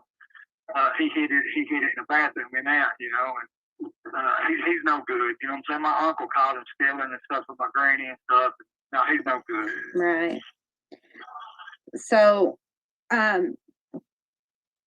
what, I mean, if there was anything that you could say, at this point. They just need to Google him for real. Before you even get involved with Ernie and stuff, they just need to Google him. You know what I'm saying? Right. Being the kid, he ain't the right one for nobody like that. You know what I'm saying? I mean, well, he's got sick. You know what I'm saying? And he rips off his old men and stuff, and he finds his gay people and stuff, and he goes and messes with them for money, or he'll rip them off on our cars and stuff like that. I mean, he's a scam artist, you know, for real. Just constant drama. He acts like a bounty hunter. He's never been a bounty hunter. He's never been a cop. He's never been a Marine. No Marines or nothing like. He's never been nothing like that. He's never had a black belt. He's ordered it. He might have took classes and stuff. You know what I'm saying? But he's never done nothing like that. Well, so. You know, and let me ask you this. Ernie's always talking about writing books and doing movies. What are your thoughts on that? He's never wrote a book. He's never done a movie. No, but he always talks about wanting to do it. Even in the trial, he discussed wanting to do it. Do you think that he would do things just to be able to write a story about it? Well, that's what I thought at first, because he kept talking about me and stuff, and he tried to put like a Michael Myers thing together or something against me or something. I don't know. He tried to turn my family against me. He had like I was trying to kill them and stuff, but they knew better. You know what I'm saying? Because they know I love them and there's no motive there. You know what I'm saying? He just wants attention. You know, like he used to try to make Jason masks and stuff and put them on eBay and send them out to people who played that part and stuff, try to get them signed. And he's ripped people off and stuff. He scammed them and stuff. So I mean, he's just trying to use my case to try to make a movie. You know what I'm saying? Well, and like I'm a monster, so he can have something to go off of. You know, and like Friday 13th or Michael Myers or something. He's just trying to make a movie of me. You know what I'm saying? On my case. And I mean, we can both agree that, you know, you've not had the greatest past. Right. You know, I've been locked up all my life. I ain't gonna lie. I mean, I got a past history and stuff when I was younger, back in 2000 and stuff. I've done drugs and stuff, but I ain't touched drugs. I passed every drug test I've ever took down here since '01. So I'm pretty much, that's pretty good. You know what I'm saying? I don't get high and nothing like that. I try to better myself, get in classes and learn stuff. You know what I'm saying? Right. And that's the best way anybody can be at this point, you know, is learn from your past mistakes, you know, and even like with the violent history that, you know, everybody can grow from that. So yeah, he tried to hang me up on a murder case and stuff on that. And they said, Ernie, whose gun was it? And he said, Smith and Wesson. Then they said, Ernie, what color was the gun? He said, they said, was it blue, black, or silver? He said, blue, not black. He didn't even know what color the gun was. Then he said, oh, but it had hollow point shells in it. He knew so much about this case and stuff, it's unreal. oh he yeah. Knew it had hollow point shells in a gun, and you don't even know what color it is. You see what I'm saying? Well, and like I said, you know, everything catches up to everybody soon enough. And he said at the house he was moving things and shells went everywhere, you know what I'm saying? And I mean, they get caught up in stuff, you know what I'm saying, in his text messages and all his lies and stuff. He got caught up in a lot, you know what I'm saying, for real. Right. And he tried to bring his little buddy with him and stuff, Jimbo and stuff, and James Collins. Next thing you know, he manipulated him into lying or doing something, you know what I'm saying, because we discredited every bit of that, you know what I'm saying? Well, and you know, even now, it's just, you know, things are coming out, and you know that you've learned a lot of things about your own family that's been very detrimental, like your sister lies to you as well. So, I mean, she I let him live with her and stuff, and the whole time he was acting like she was mad at him because he was threatening her and her kids and stuff.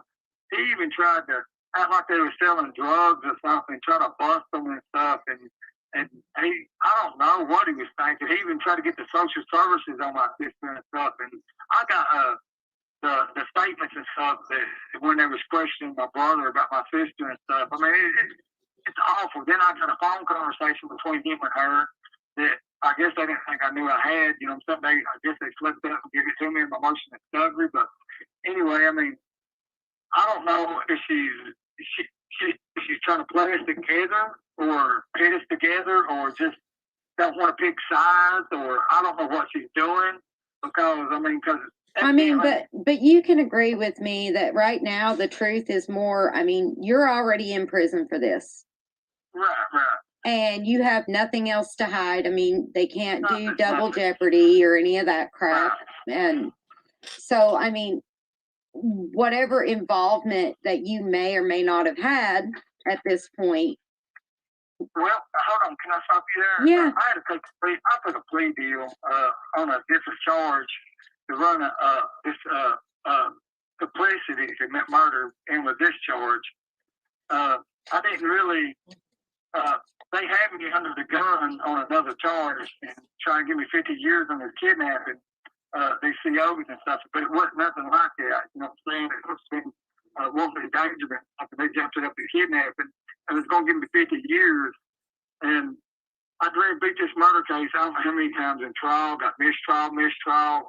Then I got a hung jury 6-6 and 6-6 again. I mean, the way I look at it, you know, I had to take a plea deal, but they didn't go along with the plea agreement that I took. So I'll be back in court soon on it. Right. The murder I'm going to be, you know what I'm saying? But the other Well, I mean, charges. it would definitely be implicating whoever did it at this point, and you know that, Yes. correct?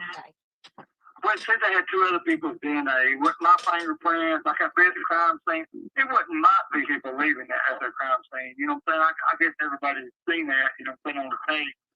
And I guess they know who it is, and I guess they seen a picture of dude, and that picture ain't me. You know what I'm saying? They know it, and everybody knew I didn't do it. You know what I'm saying? So I mean, Well, I mean, but like I said, you know, if there was anything to implicate that you were there, you're already in prison. There's nothing else they can do to you to hurt you. But you got to look at it this way: the Commonwealth, they know I didn't do it. I just got hemmed up on another charge and stuff. Had to take a deal.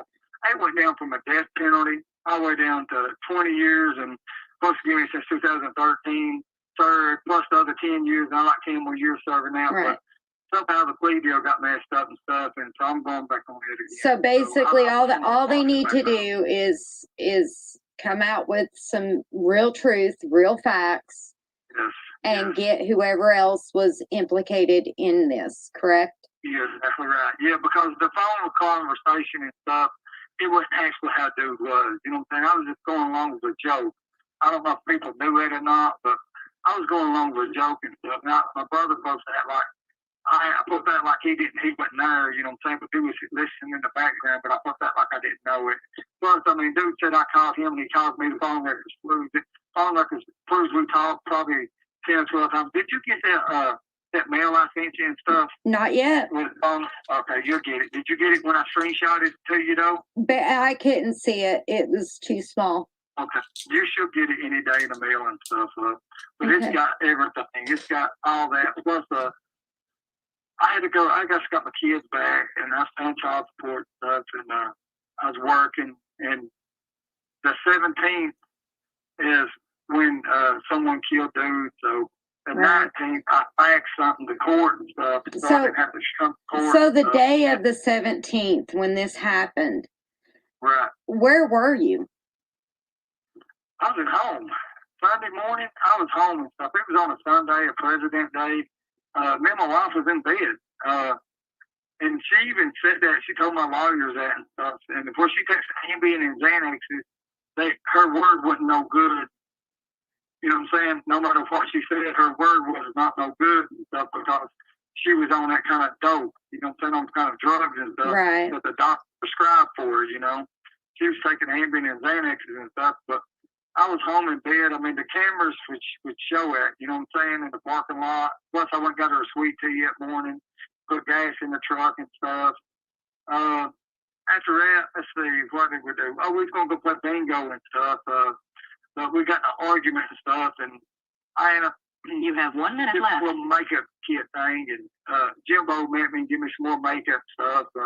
I went and bought her some more makeup stuff. It's in a parking lot at Love's on the camera and stuff that Jimbo handed me a shoebox full of makeup stuff. Right. I mean, everybody knows that. The detectives know that. Everybody does. You know what I mean? Right. They know I ain't it. So you Well, would say that Jimbo helped you out with her. Right, right. If Jimbo, he really did. He helped me out. And phone records proved we was there at the same time. I called him, asked him where he's at, because I didn't know where he lived at and stuff. And my wife had to drive us to Love's and stuff, you know what I'm saying? Right. To me. So everybody knows I'm innocent, you know. Well, I think, you know. it's just getting whoever did this, you know, allegedly, it's just point out Right. the indifferences and hopefully move on. Exactly. Well, when I go back to trial, everybody's going to see my answers and stuff, you know what I'm saying? They're going to see how they Thank you for punish using the charge. Security. Goodbye.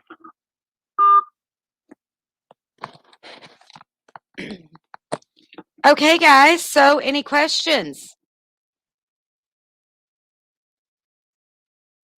I mean, even JC had admitted to meeting Shelby and the wife. Now, guys, Shelby didn't drive. So he was depending and was at the mercy of others. So give me just a second. Let me load up the next call.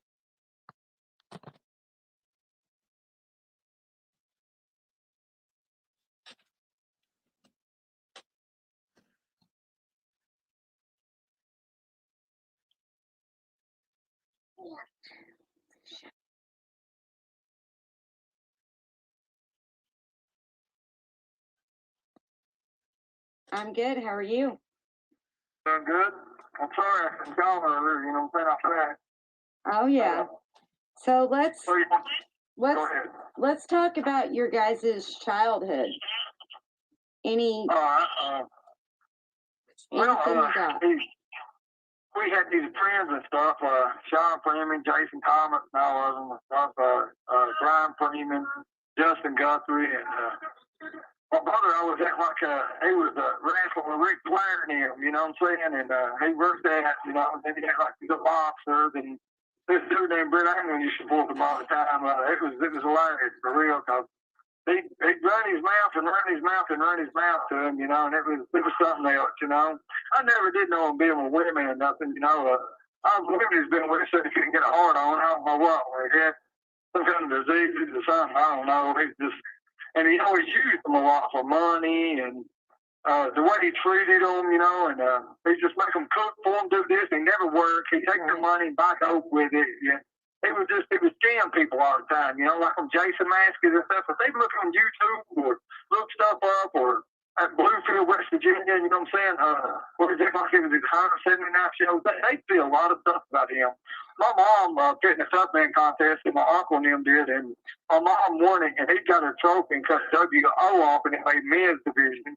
And he had like he wanted to run and Rowdy Brawl. And some other dude from Hazard or Hyden or somewhere, Prairie County, some boy around through there won it, and he put it on the internet like he won it. He's never been a bounty hunter, never been never had no black, but he's ordered everything he's got. You know, he needs to grow up, and he signed his rights over to his children. You know what I'm saying? Yeah. I mean, and he's mean to children. Other women that he's all kinds of stuff about their children. You know what I'm saying? I mean, what is it like to what is it like to be friends with him? What is it now? What is it like to be friends with him? I mean, because if you have friends like that, you definitely don't need an enemy. On a murder case. Jimbo, look what he done to Jimbo. Jimbo used to buy him stuff all the time. Be good to him, treat him like his own son, you know, let him stay with him and everything. And he's treated Jimbo awful. I'm talking about bad. He's took advantage of him. He's had him locked up before, you know what I'm saying? He scammed him somehow and got Jimbo locked up. And he blamed everything on Jimbo when everything went down. You know what I'm saying? Jimbo didn't know. Jimbo ain't nothing like that. You hear me? Jimbo helps kids out, got a little basketball thing. You know what I'm saying? Yeah. But I don't know, man. He's weird, you know. I don't know. And people used to buy him calling cards all the time, on green dot cards all the time. You know what I'm saying? To help him out and stuff. You know, he didn't know what he was doing, but really he was scamming people on Jason Maskey and stuff. You know, he got like Amy Hunter, Diamond Dallas Page, Amber Neidhart. Oh yeah, we've seen those. We've seen those records. 3 off-duty cops. So he got all kinds of people at time. You know, he's just a scam artist. You know, everything he does is fake. My aunt and stuff, he went and she gave him a car, you know what I'm saying, just give her $100, you know, he got a car from her, so never did pay her for it, went and sold it to somebody else, traded it for another car, and just flipped her off, and her name was Tammy Smith, her name was 2157, you know what I'm saying, 837, 606, you know, and she's a good woman, you know what I'm saying, she got a kid and something, she needed that money, you know, and he's dirty, man, he stole from my dead aunt and stuff. My aunt was alive at the time, but my cousin was dead and stuff. He went and sold stuff like my cousin's watch and stuff, his wallet, his ID, so what everything he had, you know. Would you say that Ernie would be like maybe violent to somebody? Yes, and children. Look, all they got to do is Google him, and they'll see how violent he is with women, how he's put pillars over their head with guns and stuff, how he's wanted to kill them little kids and stuff. Just tell them to look at my jury trial. You know, I know what the women said about it, and I really didn't even know them women all that good. You know what I'm saying? And they just, I don't know. Every woman's ever been with him, he's never had a job. He won't hold a job down. He won't work. He's always like he's working on an oil rig or he's working on a railroad track or something. Or he's always like he's doing something. You know what I'm saying? Like he's working on the railroad. He buys his outfits and stuff, and he's had my mother's food 100 times. I mean, act like he's doing this, doing that, and he's something else, man. I mean, I don't know how to take it. I mean, I mean, let's talk about what he used to do to you when you were a child. Well, I'd always want to be around and play basketball and stuff, and he'd always pick on me and whoop me and stuff, you know what I'm saying, with boxing gloves and stuff, and I didn't want to never hit my brother back, you know what I'm saying, because I always want him to, him to shine, you know what I'm saying, being basketball, and I'd always like, help him out, buy stuff for my brothers and sisters when I go places. He was selfish and stuff growing up. He was mean, you know what I'm saying, for real. He was evil, like, he'd trick me all the time, get me whooped and bust stuff and break stuff, and I'd always get the whooping for it, you know what I'm saying. He was just dirty, man, for real. He always got me locked up, lying on me, set up threatened him, shot his car up. I got locked up. I beat it down because my lawyer, there was no pictures, no proof. Then my sister come down there and pour lies on me, but finally they told the truth and stuff, and everything got dropped. But, I mean, he's just evil, man. He's just that like he's doing this, doing that, and he'd rip people off, you know. His friend was Chris Brewer and stuff, and TJ Brewer, and TJ was dying with cancer and stuff. And they was taking money up for him and stuff, and for cancer and stuff, and I ain't for sure, but I think he ripped him off too, you know what I'm saying? But in the fire department, he ripped the fire department off for taking money up for the kids and stuff. He ripped him off too, you know what I mean? It's evil, you know? Wow. And everything's on YouTube or Google, or he puts his fake accounts out and acts like he's somebody else. And my lawyers shot him up in a bunch of stuff too, you know? They just, everything about him is fake, you know? He needs to grow up. He's so playing with Jason and Friday 13th and Michael Myers, trying to make his own movie and stuff, and trying to use innocent people to do it, you know what I'm saying? Make them look bad, you know? Nowadays, he's got this whole I'm going to save children thing. What do you think about that? Didn't he get charged or something, or trying to hurt the children, or something, a bit, something? He's something else, you know what I'm saying? He's evil, man. He get caught with weed and meth and stuff. Had methamphetamine in his system up in New York. He got caught with a handgun, got caught with a needle, and all his women that's got these kids and stuff and needs money and stuff. I always give him their money because he looks like he's homeless and stuff. He looks his skin just like he's homeless and stuff, and he's fake, man, you know? You think he really is. Do you think he just likes living a life where he's homeless? He ain't homeless though, you know what I'm saying? He really ain't. He's got places to go. He won't work. He won't do nothing. Who would want him to round him? You know what I'm saying? I mean, his home is, I hate to say it, but he needs to be my place. You know what I'm saying? Right. He's just evil. He's evil. He's just, I don't know. He lies constantly, you know? That's my brother and stuff, you know? I love him and stuff, but that's all he does is lie. It's hard. It's hard to, love somebody that lies all the time. Any man trying to lie over to his children, that's bad. But you know what? For real, his children is better off without it. He met this woman, Melinda, and stuff, and well, she was good to him. He talked to her like a dog about her and everything. You know what I'm saying? Like, I don't know, man. He was just honoring. You know what I'm saying? He just making fun of her how she got fake kids and letting another man. It's just stupid because she's a good woman. She works. She takes care of her son and stuff, Jeremy and stuff. You know. Well, he does that to you, you know? He does that to women all the time, every day. And they don't deserve that, none at all, you know what I'm saying? Melinda's a good woman and stuff, and every woman he's been with, lucky one woman here, like he wasn't married. So Amanda Gaylor, Amanda Brown, or whatever, then he just talks bad about her and stuff, and about her. He just always bringing stuff up about her kids and stuff, act like she's no good and stuff like that. And I think that's why he lied on me for, you know what I'm saying? Because I met her, and they've been split up 4 or 5 years, and I actually having kind of feelings for her, and I didn't even know he was married or knew anything about her. I tried to meet him with my sisters and stuff, and when he came up there, he brought another woman with him. We seen her, and he like he didn't have no feelings for her or nothing, you know. And next thing you know, he got me going on this joke and stuff, and set me up, you know. And it was 9 days later, and the next thing on the computer and stuff, that arrested, somebody said that arrested Kevin Dixon for it, and next thing you know, they can get me, because I already told them about it. I mean, it don't even make no sense. They got 2 other people's DNA. Well, the DNA. No murder weapon or nothing. We've learned the DNA doesn't exist, so. Right, there's 2 of them, you know? Well, and there's a murder weapon. There ain't no murder weapon. I think they 2 places at the same time. Yeah, They don't even add up, you know? it's rough when you have to go back through it every day and try to figure out what happened. Yeah, I'll give you that. I got 1,800 pages worth of motions just on the phone records and text messages. It proves everything, you know what I'm saying, that we talk. You know about it, you know what I'm saying? That's why I want everybody to talk to you to get on my J-Pan and stuff. Yeah. Because it don't even make no sense, you know what I'm saying?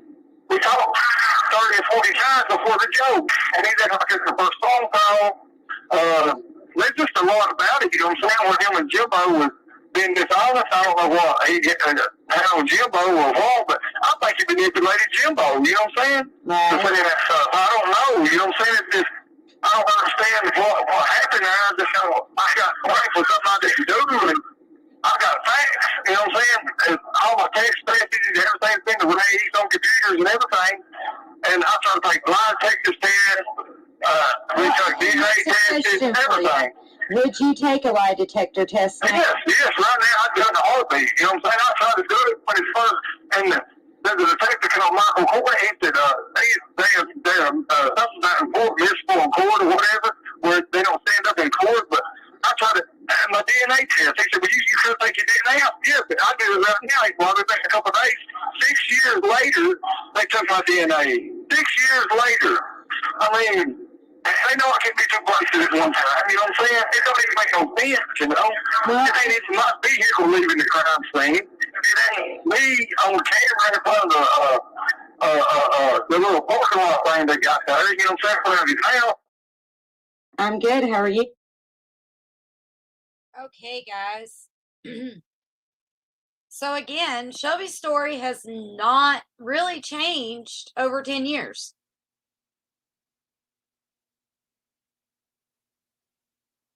And he never stuttered or did the whole earn thing. You're right. You're right. He literally, like, guys, remember, he is in prison. So these calls are 15 minutes. The first couple of minutes on each call, I have to go over, I'm going to play this on air. And I just let him go.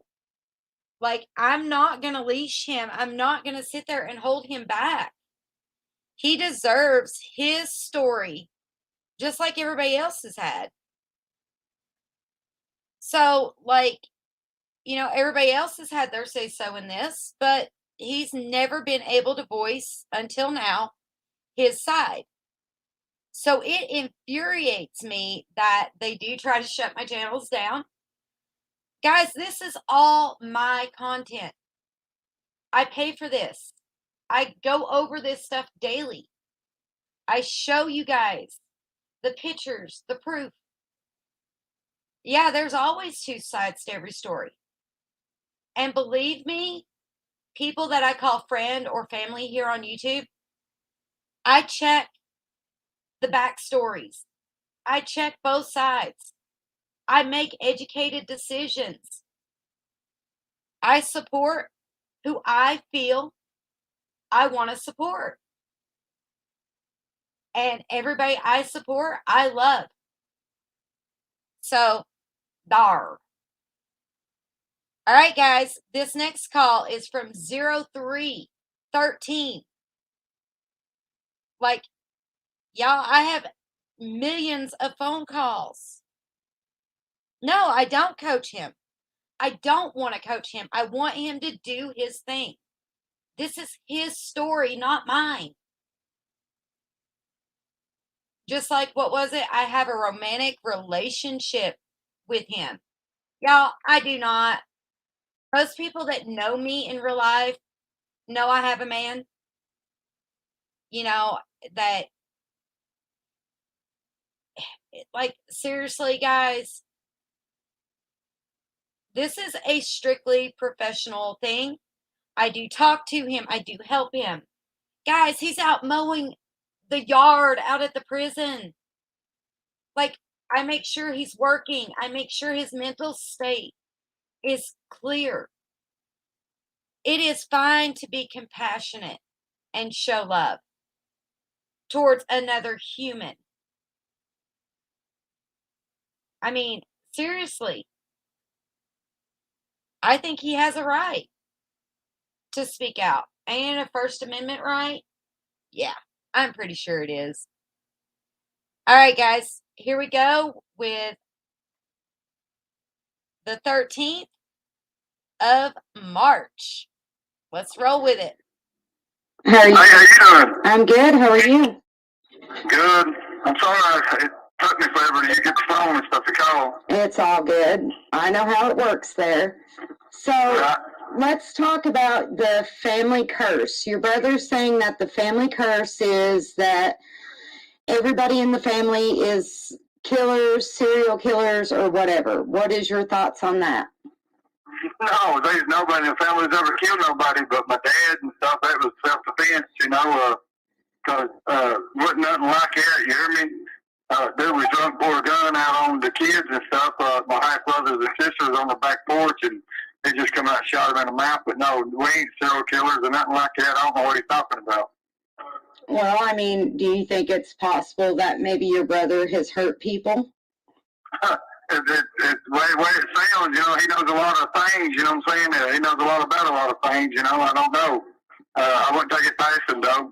I mean, things I've been hearing now about how he treats people and he's mean to them, putting guns and over their head with pillows and stuff, and that's what dude was found, and that's why I'm locked up for it, and it don't even make no sense, So, I wouldn't take it past him. Pretty much. Yeah. So he's mean to women all the time, you know what I'm saying? Well, let's talk about what you know about his relationship with women. How does he treat them? Man, it's like they gotta feed him, you know what I'm saying? Like they gotta do the working and stuff. Like he won't work, he won't do nothing. He's lazy, he's sorry. He gets their check or gets their money and stuff. That's like he's doing something on the computer and he's scheming people out of money and stuff. Trying to make gay masks and stuff like he's going on and selling them. And I don't know what he's doing. He's scamming them bad. And he gets the money and spends it, blows it, and he tricks people for money all the time. So, I mean, he's evil with women for real. He's mean to them, He treats them like garbage, I mean, that's something, people should cherish, you know what I'm saying? As a woman, you know what I'm saying? Be good to her, Right. They hard to come by. A good one anyway, you know what I'm saying? You don't never be mean to them. Well, how much do you know about what he did to his ex-wife? Who? Ernie. What's that? What, the one he's got the baby by, the kid? I don't know. I didn't know if he was married to her. I don't know. I know if anybody trying to rise over to her kids and stuff is a piece of shit. You hear me? Well, let me ask you, if you didn't know him and you heard all the stuff that we hear now, and you had a missing child or would you call him? Would you call Ernie to go find your child? No, that'd be the last person I would call. Because, he's mean to kids. You look on YouTube where people's got videos about him and stuff, and on anything, topics, anything, any kind of chat line, I'd Google Ernie if I was everybody, to see what he's really about, you know what I'm saying? So if he can't be there for his own kid, why put him on another kid, you know what I'm saying? I mean, that's where I look at it. If you can't take care of your own, why, you know what I'm saying? It don't even make no sense, because that woman he had was a good woman, for real. And that was Jeremy's mom, Melinda. Yeah. And she was good as gold to him, for real. He just wouldn't work, you know what I'm saying? He wouldn't get a job, he wouldn't do nothing. He want her to take care of him, you know what I'm saying? I don't believe in that, She's a good woman, for real, and she has a good parent, you know what I'm saying? Right. We did too growing up. It just, I don't know what happened to him. Well, and he talks about, like, when you guys were younger, he says that he has a tragic history when he was a child, or, he was asked if he was essayed and all that, but he was treated good as gold. He would give everything to him on hand and platter. There's this woman named Tammy Smith that raised Ernie, and he's had everything he ever wanted, everything he's ever dreamed of. They was good to him. My mama and papa was good to him. he's had a good life. You know what I'm saying? He really has. I don't know where he went bad or what, but he's changed. You know, it ain't him no more. You know what I'm saying? I don't know. It's just Well, he also has two lives. You know, he's gay, and then one time, and next time he's going to be straight, but he can't get a hard on a woman. I don't know what to say. You know, I don't know. I never did know deal with a woman growing up for real. So I met Melinda. You know what I'm saying? And I'm surprised he even got with a girl. You hear me? So we're gonna. You're suggesting that he's possibly been gay all of his life? Something, because I mean he never will get a job. He won't work. He won't take care of the kids or something. He won't do nothing. You know what I'm saying? He just I don't know. And lately, evidently, he's been getting high. You know what I'm saying? Yeah. I mean, and he's using women for money. Come on, now they need that money for the kids. You know what I'm saying? No, I don't believe that. He's got a fan club that sends him money every day. I don't see why they need to Google him and look at him and stuff, because he's blowing it on nonsense and drugs, and he's just evil, man. Well, every time somebody tells the truth on him, he attacks them. I see that. Everybody, you know what? But at the end, they're going to see, because time does tell, and everybody's always been there for him. He always it does something to them, burns them, does something to them, rips them off, scams them or something, and they really see the side, you know, then they start to really look at the bright side, you know, like, well, you know, I wish I'd have seen that before, I wish I'd have listened, you know, but now it's too late. Yeah. He's evil, man. I don't know what was the matter with him. He's always been like that. He's always been selfish. Yeah, he's always been selfish. My whole family would tell you he's been selfish. He's never done nothing for no one else. You know what I'm saying? He's just always for himself. You know what I'm saying? And he's a kid, and he ain't grew up yet.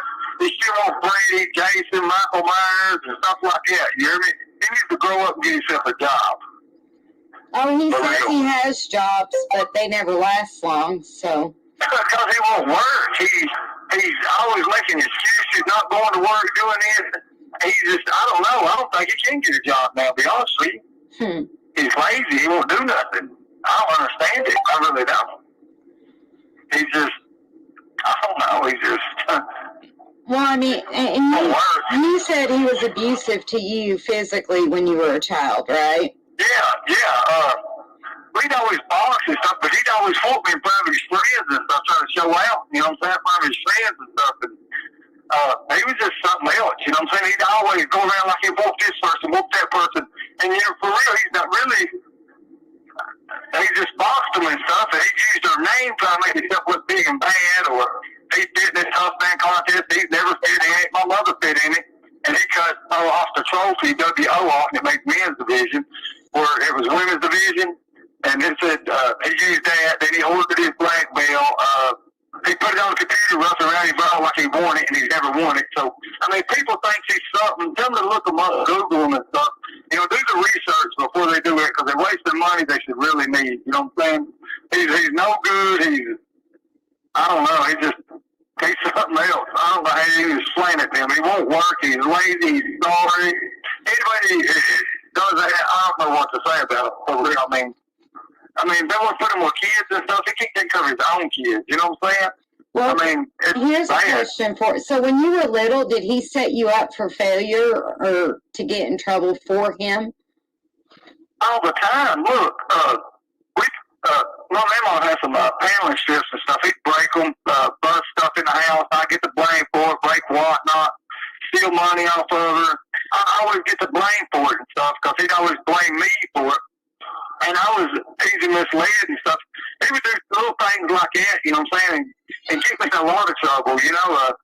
I don't know, he's slick, you know what I'm saying, what he does. You know, he's good at what he does. He scams people all the time. He scammed the little fire department people and stuff, so they was doing money for kids. His buddy was dying of cancer and stuff, and he scammed the money and kept that. I mean, he's no good, you know what I'm saying? I don't know. Everybody's good to him. He burns the bridges. You know what I'm saying? I don't understand why he does that. He burns bridges quite a bit. But Jimbo was good as gold to him, and give him a place to stay, pay phone bills and everything for him, and you see how he done him. You know what I'm saying? My sister gave him a place to stay. He turned around, burned her, trying to call the social workers on her. Talk bad about her like they're selling drugs and dope, and they don't do that stuff up there. She's a good mother and stuff, you know. He's just something else, you know what I'm saying? I don't understand him why he does this shit for us. I really don't. I mean, I love him, and I wish he could grow up, be a man, you know what I'm saying, and do what, you know, what's right, you know. But he's too far gone, I think. And he always, every time he gets in trouble, he plays this middle role. You know what I'm saying? Yeah. And he does it to get a check. You know what I'm saying?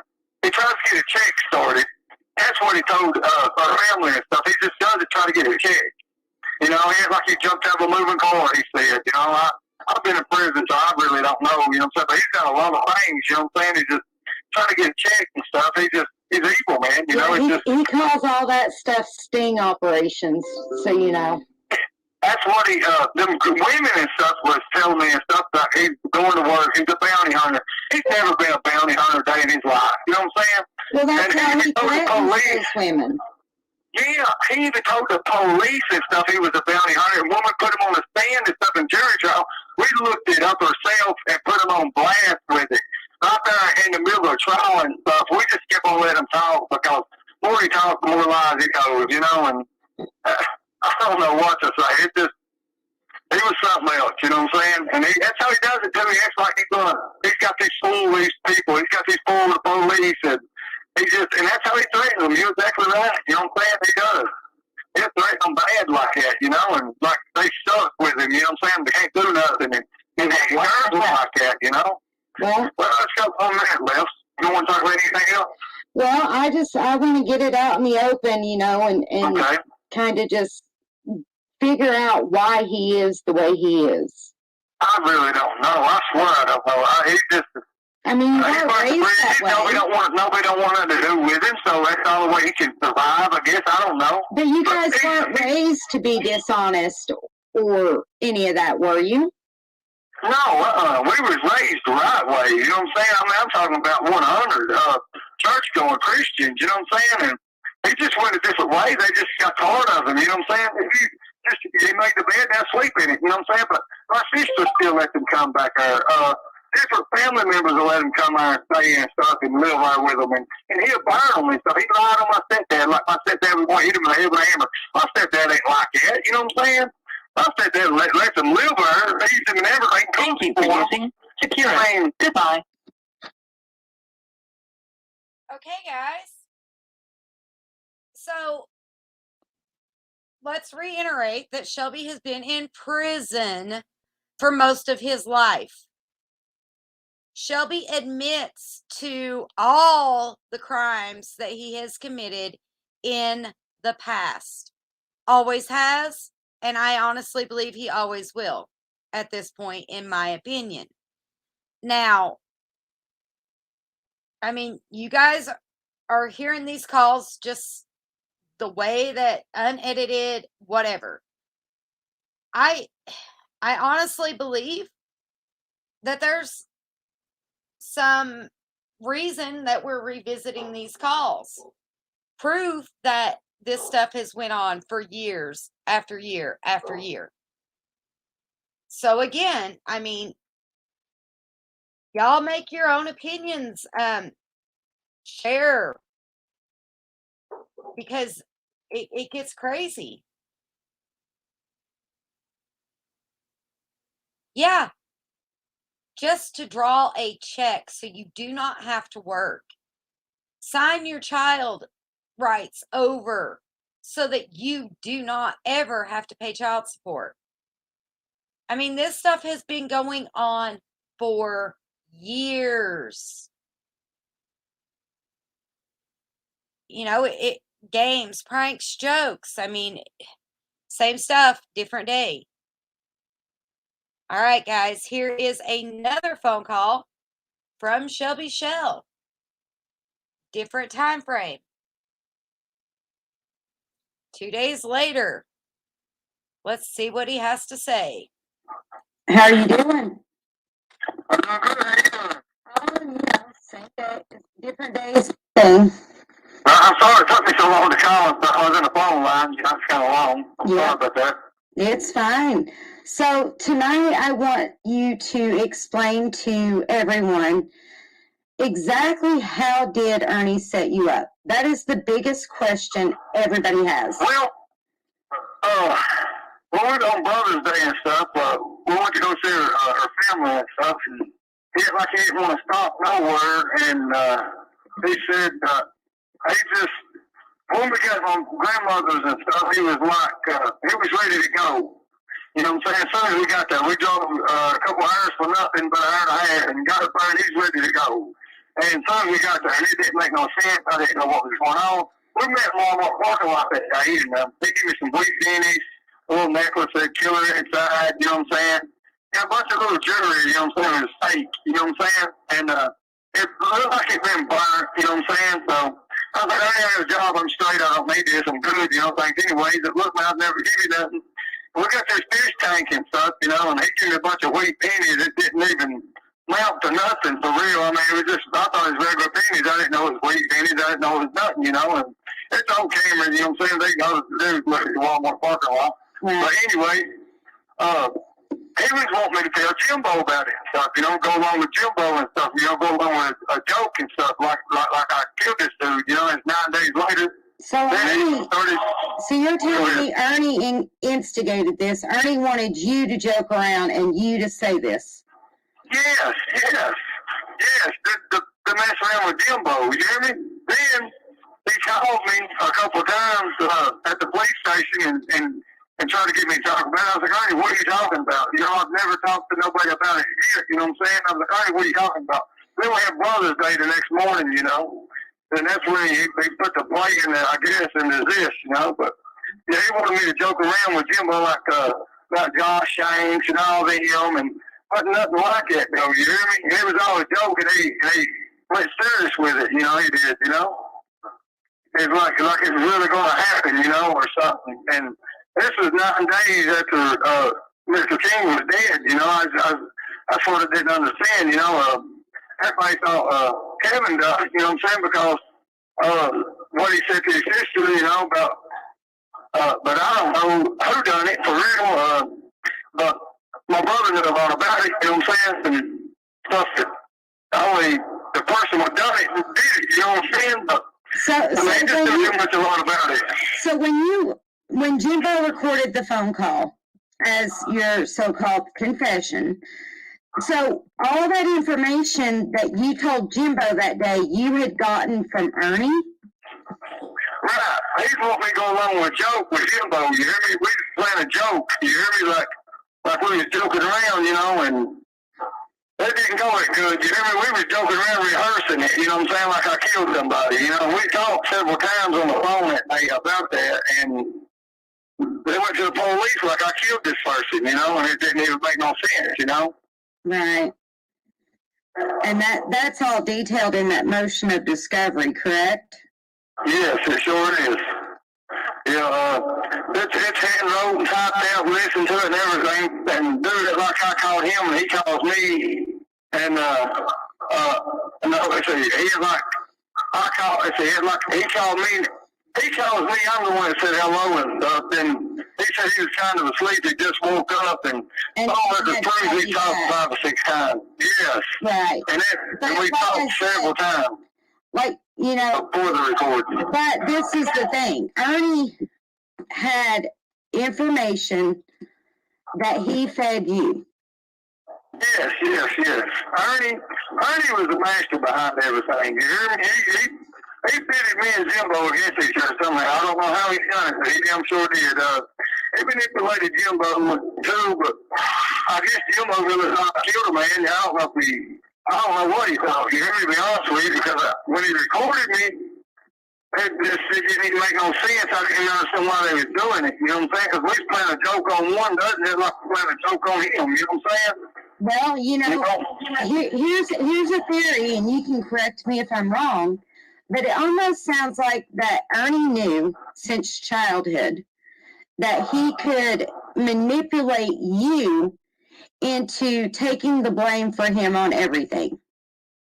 Evidently, he thought I was easy misled, which I was, you know what I'm saying, but going along with a joke about something like that, because I mean, it don't even make no sense, you know. One want me to go along with a joke with the other one, you know, and he manipulated me. He got me on it, you know what I'm saying? He really did. I don't see why people believe his lies for, you know. I don't understand it. I really don't. No, yeah, my guess is that he has them somewhat brainwashed, or they are actually vulnerable people. Yeah.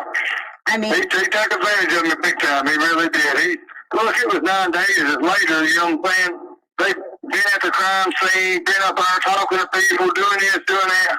The next thing you know, they didn't do no investigation. So, after they said I'd done it, they had me being a suspect the 17th, and they didn't know nothing about me till the 24th, so my brother went to the police and said I killed all them people. You know what I'm saying? He lied, you hear let me? me ask you this. Do you think that maybe Ernie knew Kevin Dixon? Yeah, Ernie went to school with him.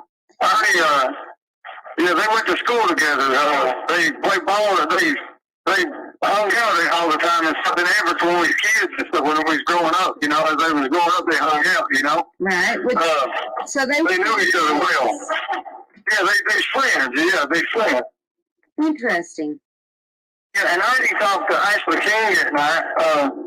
I probably got information. I don't know. You know what I'm saying? But it was Ronnie's niece or something, or Ronnie's son's. It was Ronnie's brother's son, old lady, you know what I'm saying? Right. So, I mean, they was up around Everett and everything, you know what I'm saying?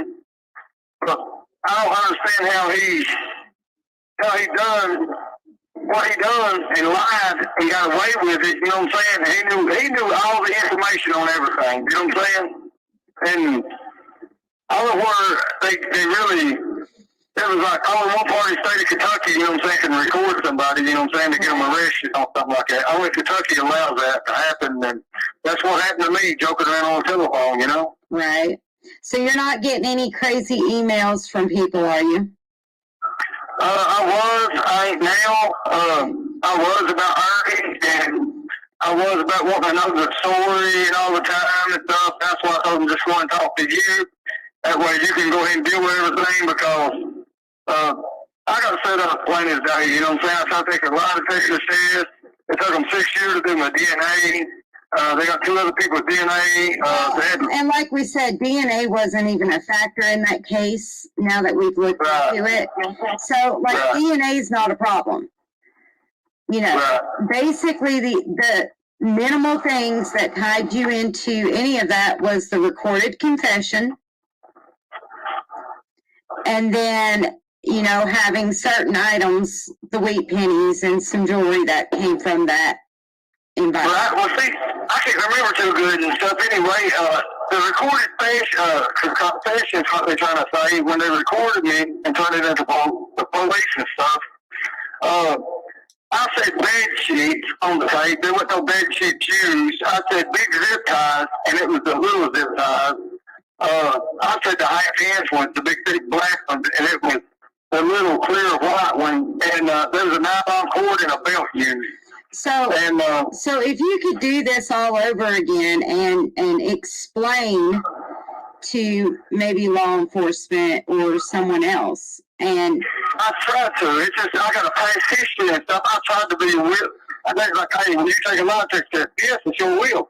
They said, will you submit the DNA test? I said, yes, I sure will, you know. And I told them I was working at the time. I had a job and stuff, which I did. And they had like, I wasn't working and stuff, so I got a paper fax to me showing where I was working. Plus, I had to go to court and stuff, and I just got my job back and stuff where I quit and I started back again.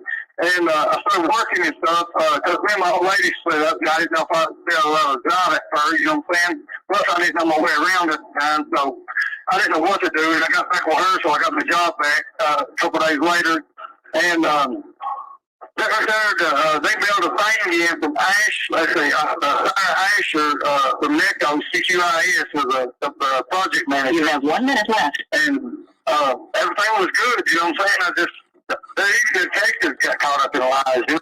And they just wanted somebody to take the blame for it. I mean, yes, you have a past, but do you think that Ernie would actually be capable of pulling off this big of a crime. And Yes, Lord, yes.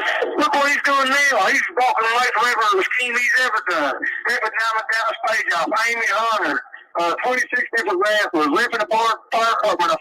He's a scam artist. That's all he does, go around scamming people and stuff. Using women for money and stuff.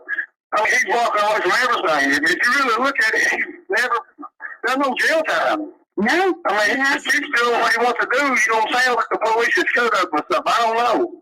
I don't think that I think he is a cop. You know what I'm saying? He might really be a cop. I don't know. You hear me? That's what I'm getting to think. he's not. I know he ain't. He said he's a bounty hunter. He's never been a bounty hunter. He testified that. You know, he's like he's a police officer. Okay, guys. So let me answer some questions here. Yes, ES does know Dixon. They went to school together. They grew up together. So that you guys have a little bit of background. That whole family grew up in the Everett's area, Harlan County, Kentucky. So when these people say, "Oh, I don't know this," but they lie.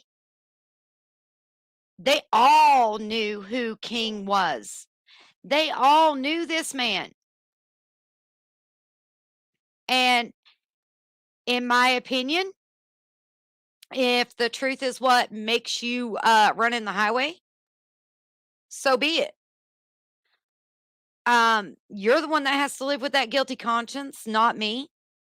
I made a promise. I made an oath to keep putting Shelby's story out. I've been hated. I'm one of the most probably hated people in this world. But I'm not here for me. I don't even care what y'all say. Just don't bring it here. You know? For mods, if you have channels, please drop links to channels. You guys know who I support. Drop those links.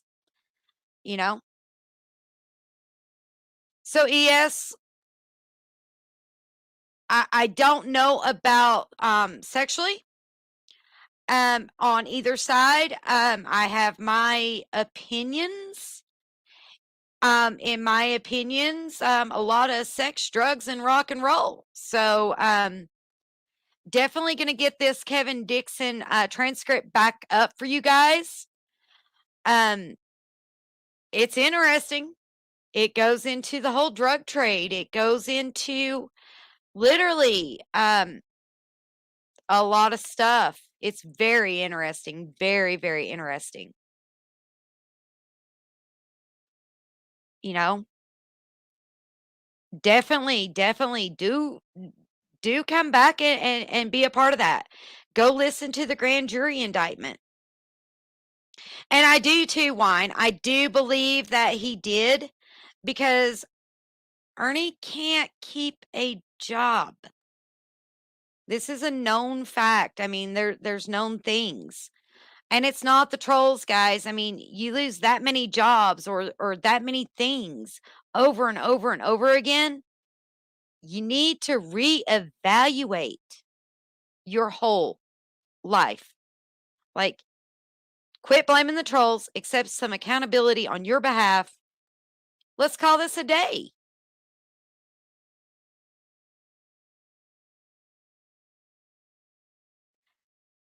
Sweetheart, Casey girl, I am good. You know, I'm just going to keep trucking with this. I'm not stopping. This is a promise that I made. Guys, I made a promise to keep this story going. Keep his voice out there. I ain't stopping. They struck my other channel. They struck it down because they were pissed. I have proof that I own copies of a public trial. I own 2 sets of copies, actually, guys. So, yeah, I'll keep forking out money. I got 105 CDs, DVDs, transcripts, recordings of all this to where I don't have to read it to you anymore. So game on. I don't have to keep doing this, but I am. Let the truth ring. Like, I've offered people platforms to come here and tell the truth because I know that they are truthful people. DNA of two other, okay, so there was 2 DNAs found, Lisa. One of an unknown and then one of Ronnie King. So that's the 2 sets of DNA that he goes back to. Now remember, Shelby does have learning disabilities. He has a frontal lobe TBI. Like, this is real legit stuff. So working with him, it takes some time some days. It ain't all peaches and cream, guys. So yeah, there is an unknown DNA they need a DNA sample for. And, you know, I would love to say that they could do it, but who knows? You know, we're working on it daily. I work with his, you know, post-conviction attorney. I'm here. Like, I'm not giving up until answers are found. I mean, King needs justice for King. You got a murderer out here running around in our streets. We don't need him. There is a fine line between what is truth and what is justice. And justice ain't always truth. Hell yeah, our justice system sucks. The more complicated it is, though, the more I am compelled to be on it. I mean, this is what I enjoy. This is what I love doing. I don't care if I go in debt over it. I'm here. Casey girl, know that I love you, sister. I love you. You are an amazing person. And I know what happened. We good. So, guys, literally, listen to his story. Not the stories you hear out on these YouTube streets. Frig, I ain't working my butt off for nothing over here. And this will always be a truthful platform. Always. Don't think I won't be calling people out eventually, because someday it'll happen. How you doing? Hey, how you doing? I'm good. I'm sorry I didn't call none hardly, you know what I'm saying? It's hard to get the phone usually, but I was wanting to tell you about Ernie. Let's talk about let's see, what do you want to talk about? Well, let's talk about what he said in 2013 versus what he said in 2019. The motion discovery? Yep, your motion of discovery. Oh, he said that we was in a car and stuff, and we was going to go see the people and stuff on Brothers Day and stuff, and he said when you do things like that, you don't stop places, you know. But he said I got out the piss and stuff and had the gun on me and stuff. He said he had his foot on the gas and stuff, and he was scared I was going to kill him and stuff. But then I went over to hear the piss and stuff and to use the restroom, and he didn't even take off, you know. And plus, you didn't even tell the police about it, you know what I'm saying? And he's just, I mean, if he was that scared, you'd been gone, you know. Plus, in my motion discovery, he says, they said, Ernie, whose gun was it? And he said, it's a Smith & Wesson. And they said, Ernie, what color was the gun? Blue, black, or silver? He said, blue, not black. And he said, it had hollow point shells in it. You don't know what color a gun is, but you know it's got hollow point shells in it. You see what I'm saying? That is questionable, yes. And, you know, I mean, it's kind of weird, you know what I'm saying? Because you don't know what color a gun is, but you know it's got hollow point shells in it. And another one, the text message is proves when I went to give the gun to Jimbo on a text message and stuff, it said, because he wasn't home, and I texted my brother about it, and I was taking it to my brother's house and stuff, because my wife had to put it on GPS to see where he lived at. Okay, And well, he let me said, ask you this. So you actually, did you give the gun to Ernie? Yes, because Jimbo called me and asked me why I shoot all the shells up for her. And I'm like, what are you talking about? I give the gun to Ernie. I ain't shot the person. So now we know that gun was not operable. Right. They said as it was received, it had rust on it and stuff, and they wouldn't even shoot. They had to dismember it, take it apart, and clean it, and test fire it twice. And it went through two different labs, Cincinnati and Plankton, Texas, on the forensics and stuff and ballistics. So It let wasn't me even the ask murder you weapon. this. So Ernie says something about a file that you filed a gun down. Did you ever file the gun down? No, they had rust in the barrel still. If you follow something down, Ernie something else. You hear me? He said I stuck a file down the gun and stuff and thawed the grooves out. That's impossible because once even the detective said and the expert said, look, that happened once in a million years and a million times, you know? That'll never be done, but maybe one time in a million times, you know what I'm saying? Right. I mean, that's unreal, you know what I'm saying? That's bullshit, you know? Oh, Like, I'm sorry for fussing. no, you're fine. I mean, I get it because this is a very high sensitive situation. Yeah. Plus, he said he used to be a bounty hunter, so the police used to be a bounty hunter. We looked him up, he wasn't even a bounty hunter. Oh, yeah, I mean, Everything he said in trial contradicted himself. Everything he said in trial contradicted himself. Even in my motion of discovery, he said him and Jimbo was in the basement and stuff, and they went over everything, they repeated everything step by step. He even said that in the motion of discovery on tape. It's on tape and stuff. I got the tape and stuff. I can send you a copy of it if you like. I don't yes, care. please. Or you can get a copy. He says, they repeated they repeated in their basement, step through step, what to say and stuff. And this is from Ernie's Yes. confession. Okay. Yes. Then he kept on saying in his motion of discovery, I won't make you a copy of this statement. He's saying, I've seen a lot of stuff today. I've seen a lot of stuff today, you know? I mean, what if he's telling his police and stuff like he's seen a lot of stuff today. He's seen a lot of stuff today, but what's he talking about? You know what I'm saying? He's informating like himself or something, you know what I'm saying? Yeah. He keeps on, he told two different stories. He said, he told one detective, see how do you say it? He told one detective, they said, okay, him and Jimbo said they seen me with a blue steel and it was Whitney County gun charges, right? Right. And I never got caught with no blue steel or nothing like that. I just got hit with a gun charge.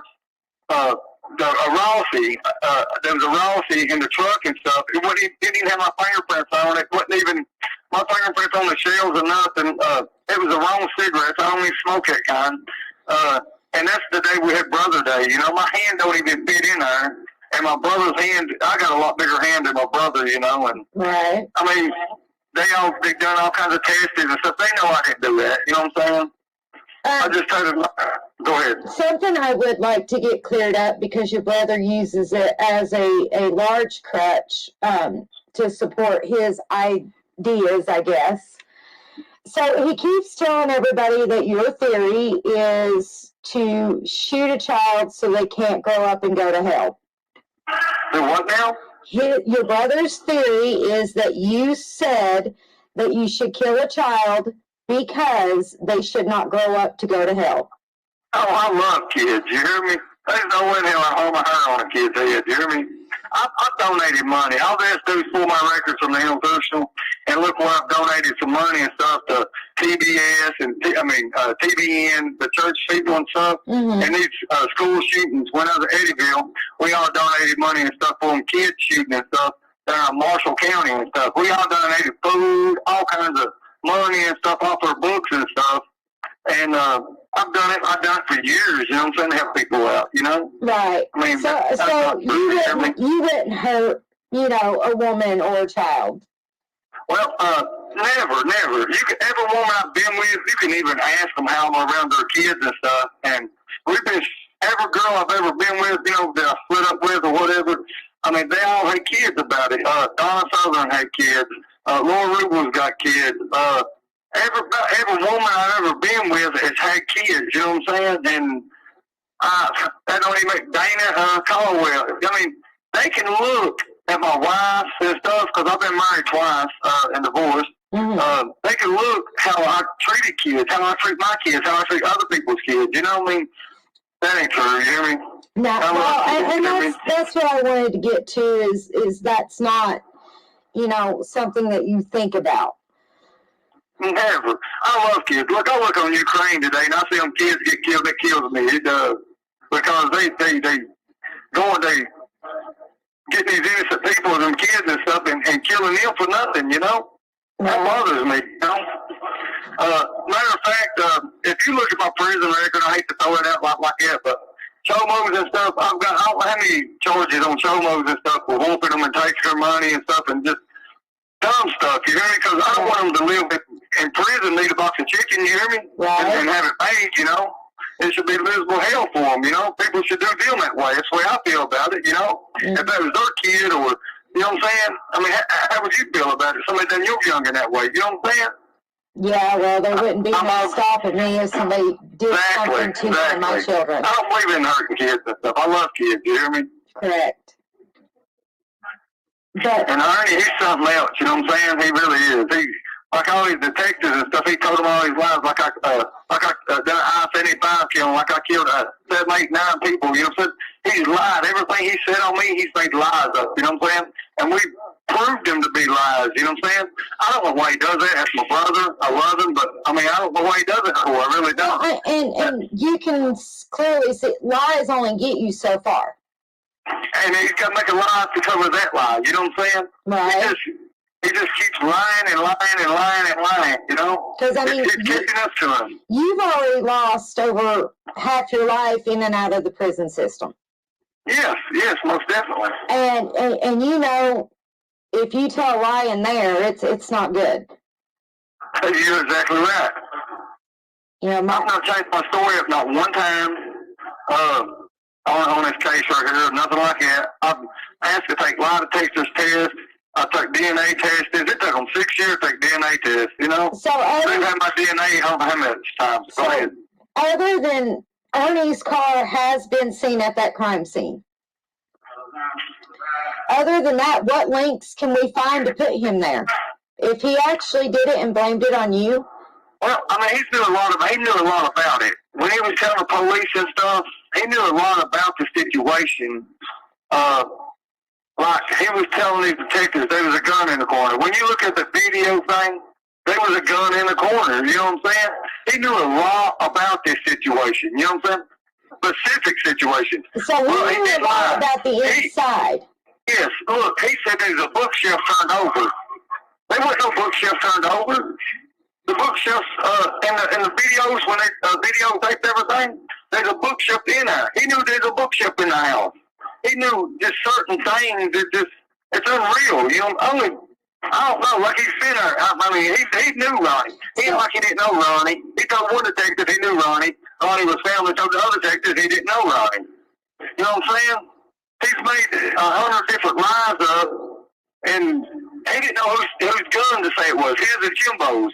When they went to question him about the gun, I said, Ernie, whose gun is this? He said, I asked Jimbo, he said his gun's gone, but he said then he went to his house to move and see if his gun was there, and shells went everywhere. But the shells fell everywhere.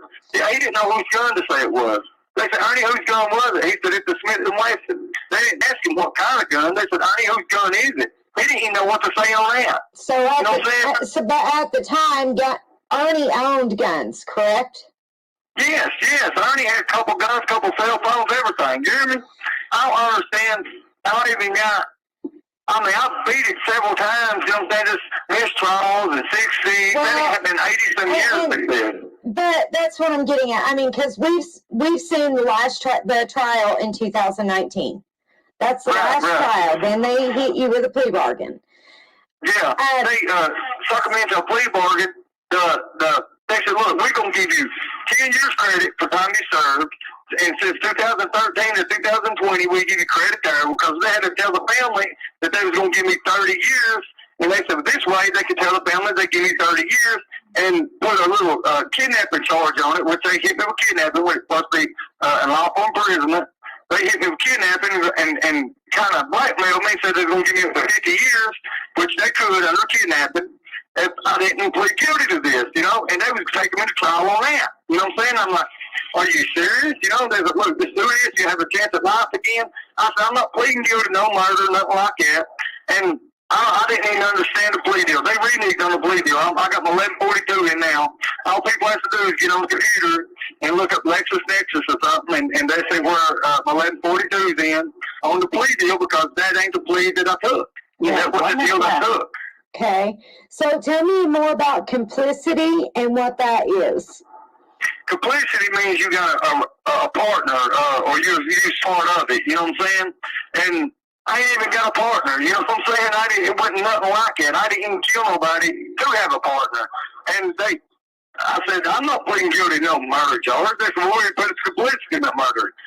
Complicity means you got a partner or something like that. That's what that means. I ain't even got nobody. You hear me? I didn't do it. You know what I'm saying? Right. And they talking about complicity, the murder charge is still open. They said. You know what I'm saying? Right, It don't even make no sense what they've done. You hear me? Right. For real. I want to take another plea deal under 532.120. That's what my plea deal was under, and they reneged on a plea deal. That ain't even plea deal I got.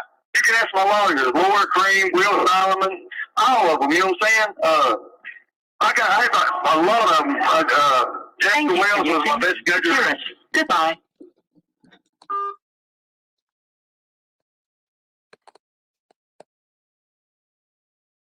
Wine time, I fully agree with you. My son is also in prison. I'm pretty sure everybody knows what they think they know about me, but they don't. So, um, and he's in for an over glorified, stupid ass thing. But like, investigate, people, investigate. Yes, Lisa, the bullet that killed King was found. They have fired it, they have shot it, they've shot this gun, they've had to fix it. Like, y'all have no idea the stacks of proof that I have that was avoided. Because if all of this was presented, Shelby would be free. They'd have to go actually find the killer. Like, seriously, guys. Blotched case. They just wanted somebody in jail.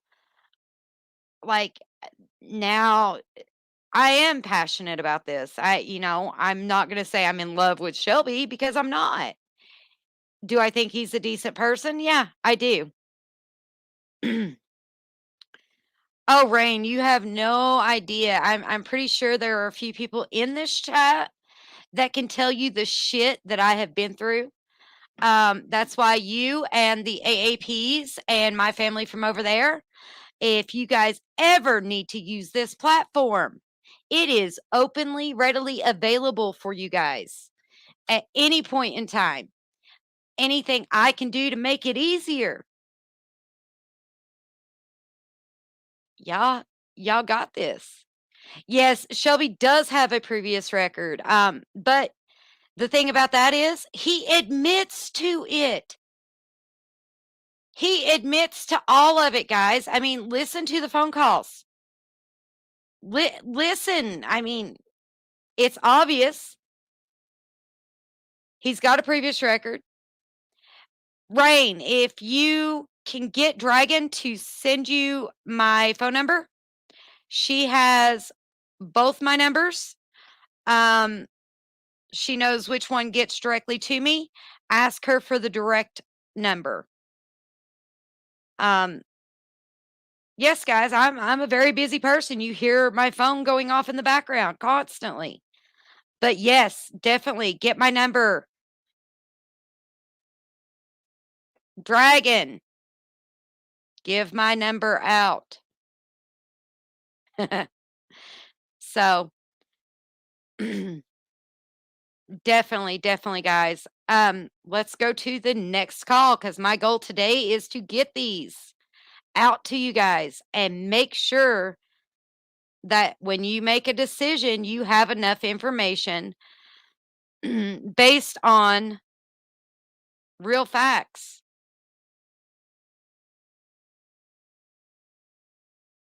Awesome. Thank you, Dragon.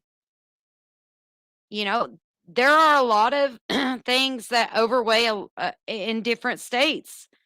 So I've been studying Kentucky law quite frequently. Thank God I have people there that are legal attorneys that can help me out. studying laws in different states, it gets difficult from time. All right, let me trigger up the next phone call I have.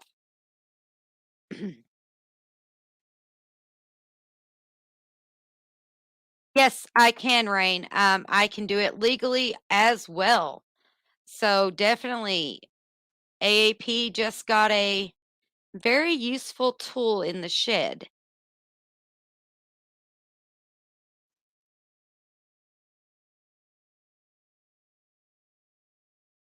And, I'm there to support you guys on anything I actually can.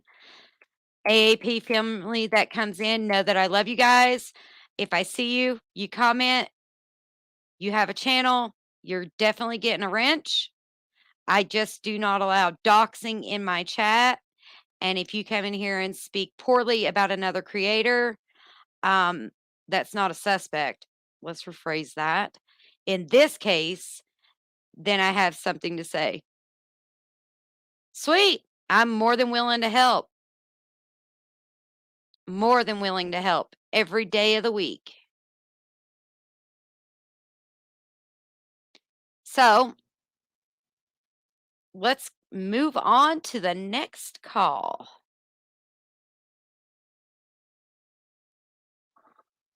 Hey, how you doing today? I'm good. How are you? All right, it's kind of hard to get the phone, but I got it. So, I want to see about Ernie and stuff. He's talking about there are a bunch of people on my JPay and stuff that I can't do YouTube videos and stuff, and I know it goes on YouTube, and I want the whole world to see it, you know what I'm saying, because I've got nothing to hide. I ain't got nothing to, I'm not ashamed of nothing, you know what I'm saying, because I ain't done nothing, you know? right. And I want him to know that I can sit there and talk to whoever I want to and let my story be out to whoever, you know what I'm saying, because I want it to be heard, you know? Right. I want the truth to come out, you know what I'm saying? I want justice for real, you know? Well, and like, not for nothing, he went on a rampage saying that he called the prison this morning and he was going to have our interviews completely stopped. How do you feel about that? Well, it's a free freedom of speech. You know what I'm saying? That's the way I look at it. And the prison, they ain't going to break no rules or laws or nothing like that, you know what I'm saying, for him, you know. And I don't know where he's getting at because he's always trying to use old men and women and stuff, you know what I'm saying, old women and stuff, and take advantage of them for the money and gay people. He's trying to use them all the time. And he's tried. Well, he tried to say that I was using these interviews for money. Now, you don't never. He don't know what he's talking about. You're just doing this on your free will. You know what I'm saying, to help me out. If they want to donate, they can. You know. Yeah, and I, I'm not going to say no, don't help donate with the calls, but at the same time, there's not enough coming in to even substantiate making a living or exploiting you in any way. So I just want to get it out in the open that I'm not exploiting Shelby Shell, and I'm not hurting, as he said, the family name, correct? Right. Well, man, the way I look at it, he does all these investigations and stuff, and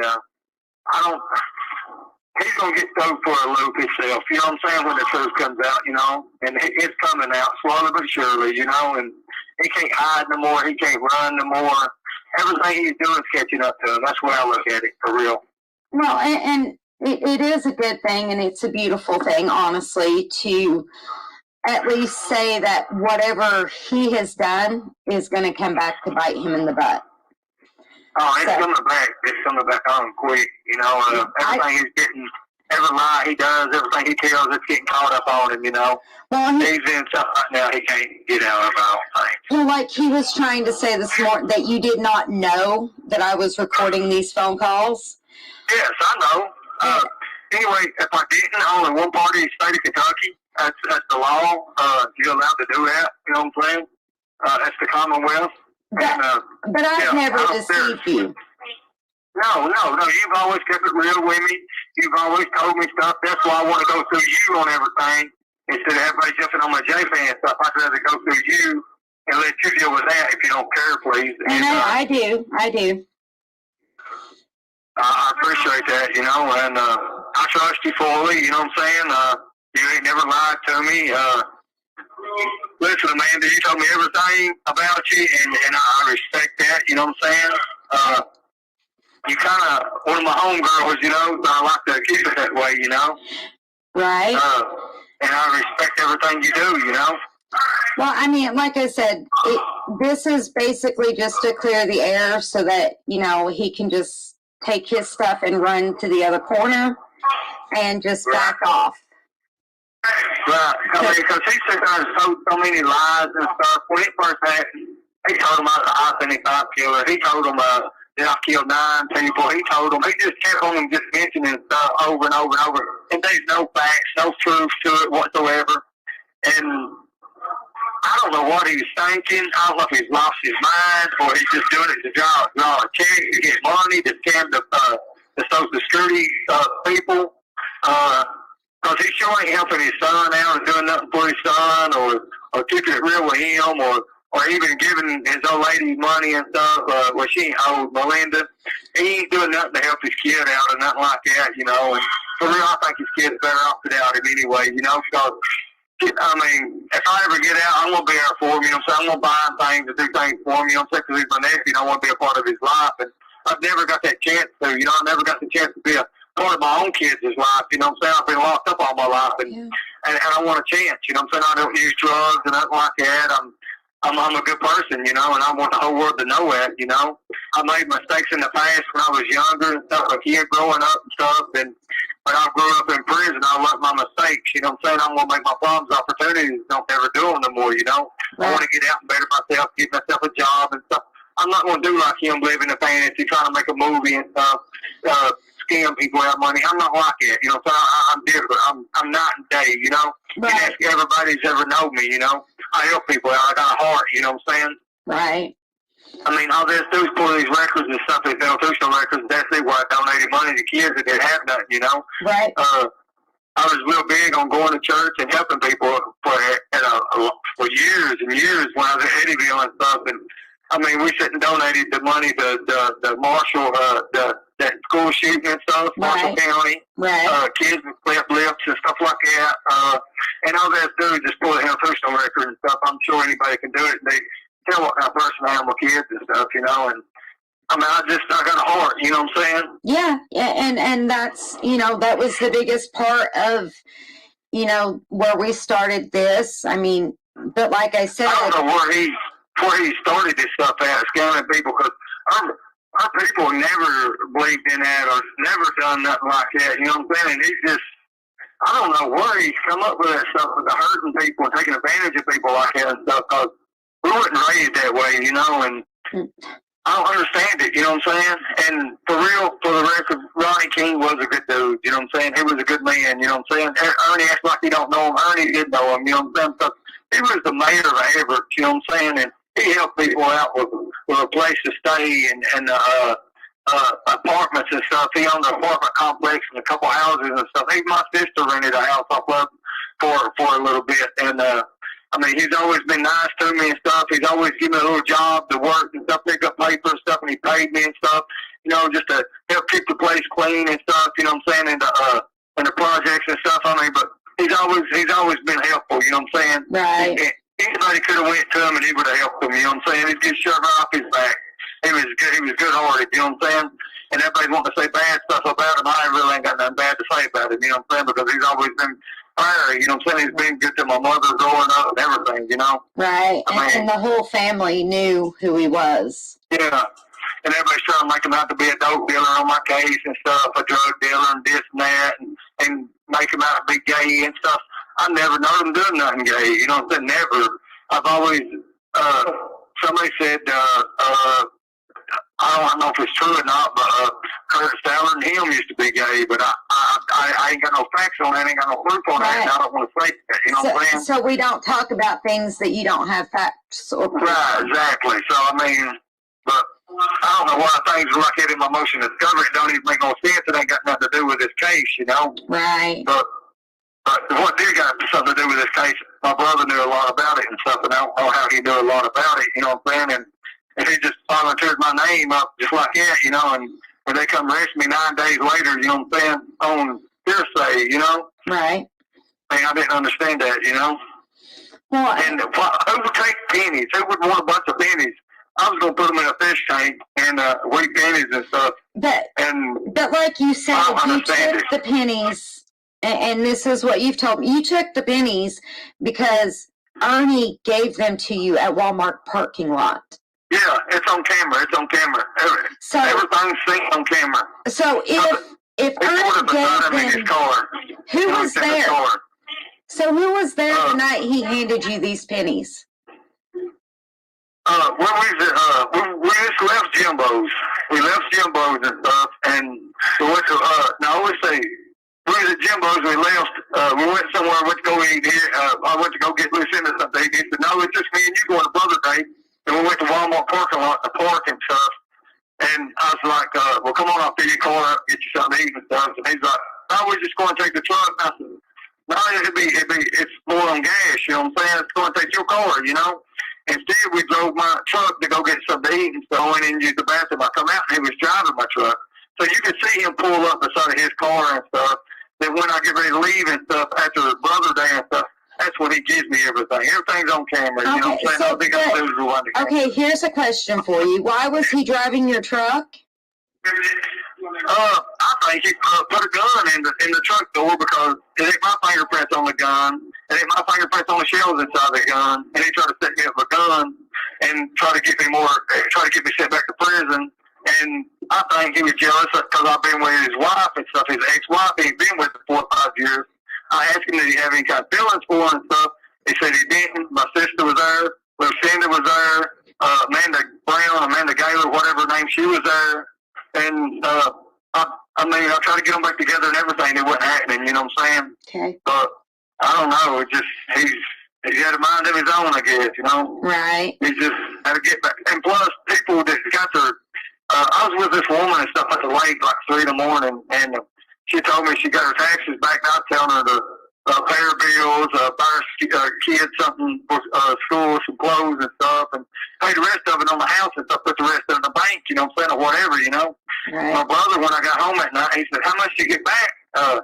I said, $9,000. So he calls her, he calls her and tells her I was going to kill her and stuff and take her money, you know what I'm saying? Right. And I guess she believed it. I don't know if she did or not, but she said, well, he told me to pay my bills and stuff and put it in the bank and stuff. Well, give Ernie a message and tell him we're not stopping. No, Ernie, we ain't going to stop. We're going to keep on recording, you know what I'm saying? I mean, there's nothing, you can't stop it, you know what I'm saying? It's a free freedom of speech, you know? I'm not making no 3-way phone calls or nothing like that, so I'm not breaking no rules. You know, I'm doing good, so, I mean, you just got to deal with it, man. You've been doing it for the last 10 years. Amen. You know what I'm saying? That's where I look at it, you know? I mean, he's been running dirt on me for 10 years. Yeah. Back to back, you know, and I don't know what to do about it, you know what I'm saying? And instead, I met you, and now you get your voice. Me on there, you know? Now you get your voice. You know? You're welcome. Thank you for the voice. Thank you for the calls and stuff. Thank you for the J-plays and stuff. Yeah. Thank you for using. Thanks for helping me. You're welcome. Thank you.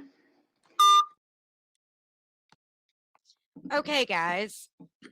So let me go into a little bit of detail. What you're seeing in this picture is the driver's side door panel. This is where the gun was actually found. Pretty shitty situation because Shelby did not drive. Yep. Supposed letter. Let me tell you, I did, in fact, do the best I could to gather some pieces to have it sent off to a handwriting analysis from online.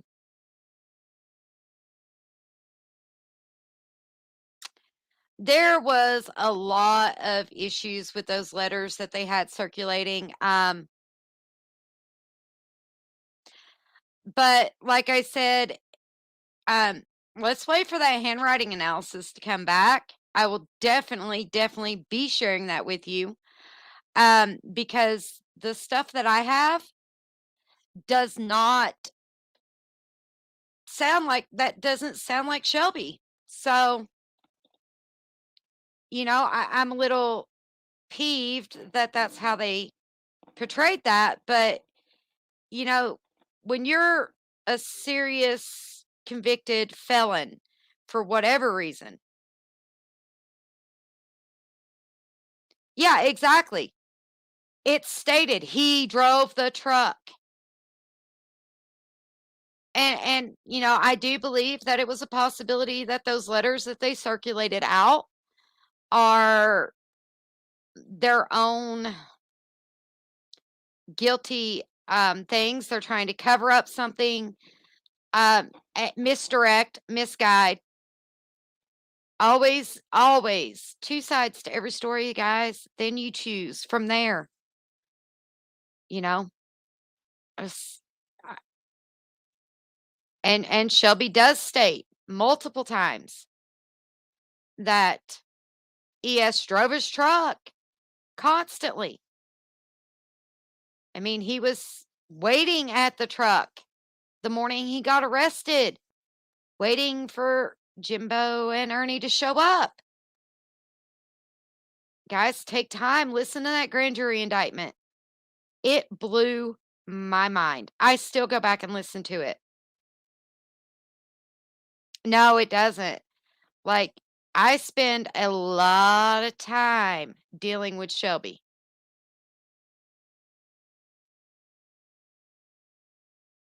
Right.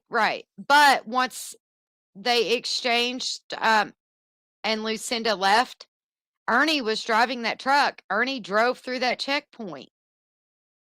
Guys, think about it. That gun, I'll have to bring those transcripts back out and redo them. But note that there were only 2 other people that knew that that gun was in that door panel.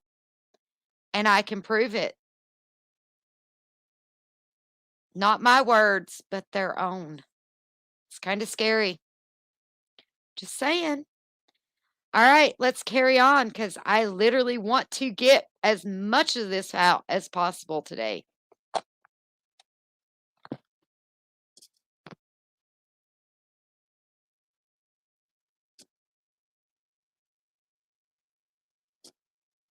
Okay, go ahead. Jimbo said, when they was questioning the stuff, my quiet, they said, did you see Shelby with a gun? He said, no. He said, so you ain't seen him with no gun today or any time? He said, no. But in his statement and stuff, that's what he said. But down on Whitley County gun charge, when they hit me with Whitley County gun charge, Jimbo and Ernie got together and said that like they seen it was blue steel. But when the question, he said, I didn't have a gun. Then he said, somehow, I don't know if the police was leading them on what they're saying or what, but he said something about his gun and stuff. Oh, it's gone. My gun's gone. He don't even, even go in detail how it got gone. I mean, he just, then he said I stole his gun in his transcript, right? Right. Well, in EKCC phone call, when they recorded my phone calls, it said, he said, I didn't say you stole it. I said, well, my motion discovery, it says you seen it in my waistband and you was stood ask for it, but I'd kill you. And he said, I didn't say you stole it. He said, it could have been Ernie or you. Then he called himself and said, me, or, I said, I didn't, steal no gun from you. If anything, you sold it to me, you hear me? Or sold it to my wife, And he's like, well, I didn't sell that gun to you, you know what I'm saying? I said, if you're going to church and stuff, you need to tell the truth, because he's acting like he's going to church. And I said, you told me going along with joke and stuff, I went along with joke. And you went to the police like I killed these people. He said, I didn't. I said, was we joking or not? They said, yeah, we was, And I'm going to send you the statement on that, too, you hear me? Okay. And him and Ernie gets caught up in a million different lies. I got a telephone conversation with Amber and Ernie. I got that. I got the transcript with me. It's talking about Ernie giving me, and even Ernie, I even highlighted something here for you with a pen and stuff saying, he said, hey, man, you still got that necklace I gave you? You still got that jewelry and stuff? I mean, everything's in his motion discovery, you know what I'm saying? It don't even, I don't know how he even told the police he was a bounty hunter on here, you hear me? Yeah, well, I mean, we know that's all bullshit at this point. So yeah, everything he said was bullshit. He said, hey, the change, what my brother give me? Look on page, when you get my statement, look on page 11, this is what the change my brother gave me. I mean, he's admitting to giving me all kinds of stuff, you hear me? And now he's trying to set me up with it, you know what I'm saying? I mean, that's the way I look at it, you know? Yeah, I mean, everything's on camera, everything's on tape. Go ahead. That's why he don't know Ronnie. Go ahead. You've already been set up. You're already there. Yeah. We've already. That's why he don't. Go ahead. We've already debunked that he did know Ronnie. So now it's just to find out what were Ernie and Jimbo actually up to at this point. But I don't even know why they wanted me to take the rap for this like that, because it don't even make no sense. I'm telling y'all the DNA samples, all the ballistics, everything about the gun, what had rust in it, wouldn't shoot, because they said I used a fall. Ernie and Jimbo got together, put the little story together about a fall, but I mean, everything they're saying, you know what I'm saying, they got to be lies, you know what I'm saying, and we proved it, you know. And I'm gonna send you the facts on it and stuff, and send you the facts on everything. So this is Ernie. Here's his statement. He says, Ernie, whose gun was it? He said, man, I seen a lot today. He said, the gun, what kind of gun was it? He said, it was a 38. Was it blue, black, or silver? He said, blue, no, black. He said, whose gun is it? He said, it's a Smith & Wesson. A Smith & Wesson gun? I think Smith & Wesson with a brown handle. But it had hollow point shells in it. You don't know what color a gun is, But you know it's a hollow point. Exactly. Plus, he said, I've seen a lot of stuff today. He just keeps saying that over and over. Everything he's saying in his motion discoveries, he gets caught up. He tries to record me at the house and stuff on a phone conversation at the police station. Right? Me and Jimbo really put nothing together. We was going to play a prank on him and stuff, but it didn't go down like that real fast because we ain't really made nothing up yet. You know what I'm saying? Right. But Ernie was at Jimbo's at night and supposed to have been eavesdropping, you know what I'm saying? And I supposed to act like I didn't know Ernie was there. And that's what I told my lawyers when it first happened. And they was like, how'd you know Ernie was at Jimbo's? Because that was part of the joke, you know what I'm saying? Mm-hmm. And Ernie says in his motion discovery on page 5, it says, that night, do you like that necklace? I said, hell yeah. I said, I got it on now, man, you know. That's during the police phone call. And if they listen at the phone conversation, they know, you know. Because he's acting like him and Lucinda was arguing because she missed her appointment. I heard he was again with the necklace and stuff. Plus, the gun at Jimbo, so I started off on, he said he had a bathroom in his bedroom. There wasn't no bathroom in his bedroom. I've been in his house several times. We was friends, you know. Yeah, like you don't even know getting furniture for him, correct? Exactly. Look, if I'm gonna help you move furniture, not charge you nothing, and I fit for him in the I find Harlan and stuff in the cage, you know what I'm saying? So I fit for Jimbo, you know what I'm saying? And I fit for Toy Soldiers that night. Let's see. He said he moved. Ernie was talking about this and that. I say, brother, they trying to say something about a girl in Lexington and another girl in Richmond and stuff. He said, well, I stick with my case and all that stuff. He's trying to build this story on me and stuff like I'm a bad person, you know, and it ain't even making no sense. Yes, it ain't even making no sense. You know what I'm saying? What girl, you know?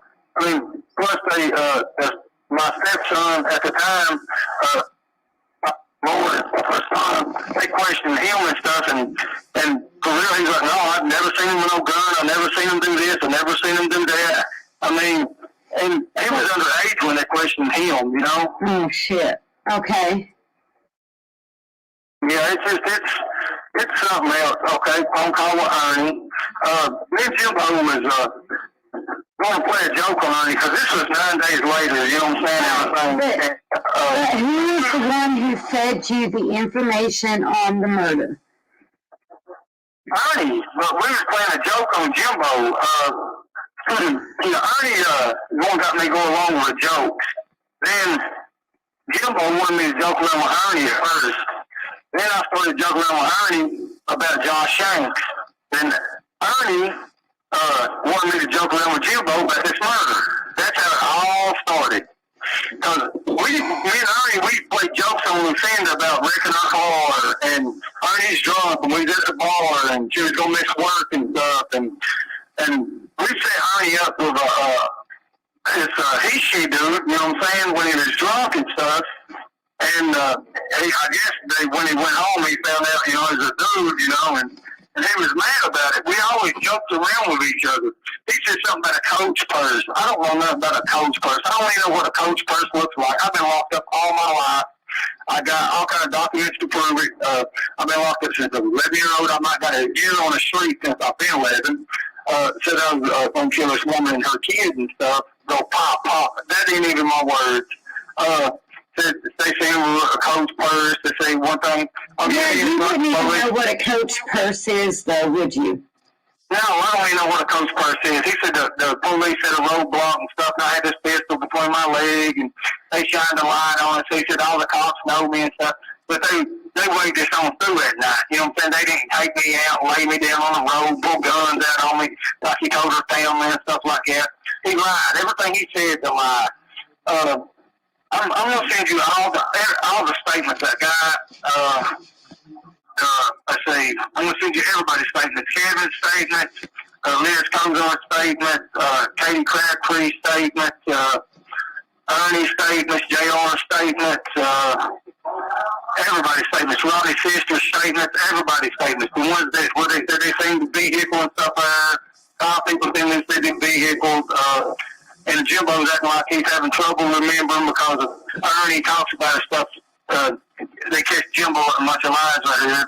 They trying to, on my grand jury testimony, they're like, you just fresh out prison like November, December. You just got there doing 10 years. So basically, in all honesty, all they have to get you on is that recording. Yes, and when they was going to indict me, the police lied and said I said little zip ties, and you could plainly listen to the phone conversation. I said big zip ties because we used them in prison before, and I said bed sheets. There was not no bed sheets used. My picture has got a belt, a nylon cord, and little zip ties. Well, the police said little zip ties. I said little zip ties. I said big zip ties in the phone conversation.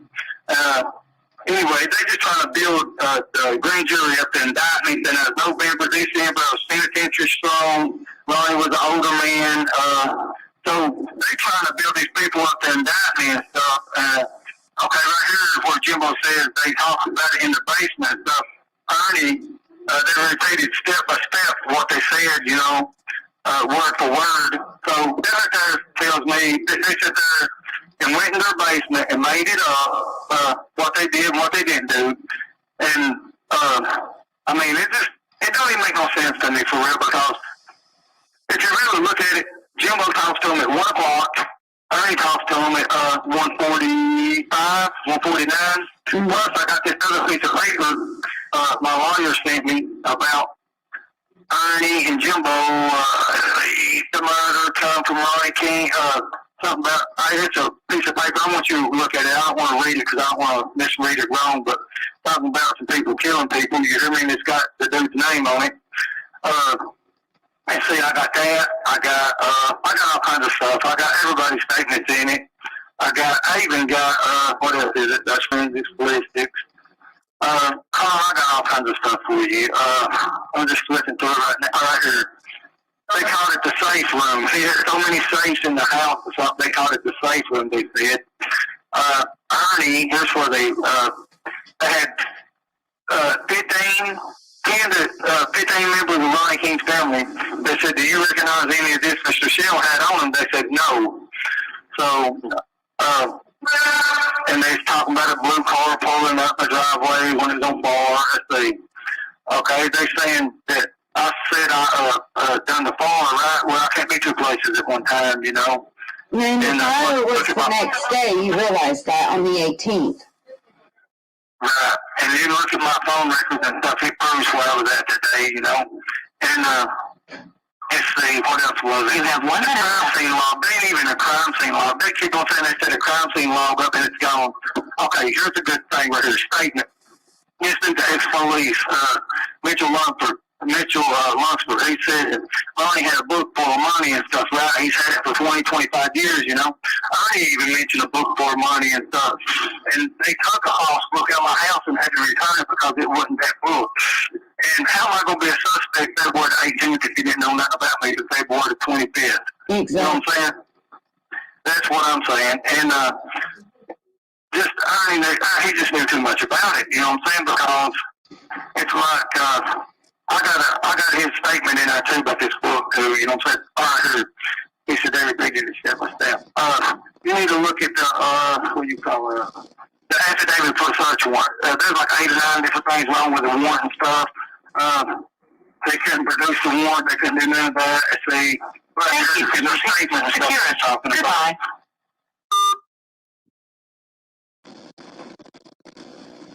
So, I mean, you guys are hearing it straight from Shelby. And you know, things make sense. King was a like pawn shop type person. He did collect, you know, items and hold it for payment, things like that. That is Okay, go ahead. not anything new. It is the way that they carry on. You know, in my opinion, it would have probably been an illegal friendship. A purse or yeah, it is possible. I've never seen any of that in the evidence, you know, but what we're seeing is after the fact. So there is a possibility that maybe there was a purse there. Who knows?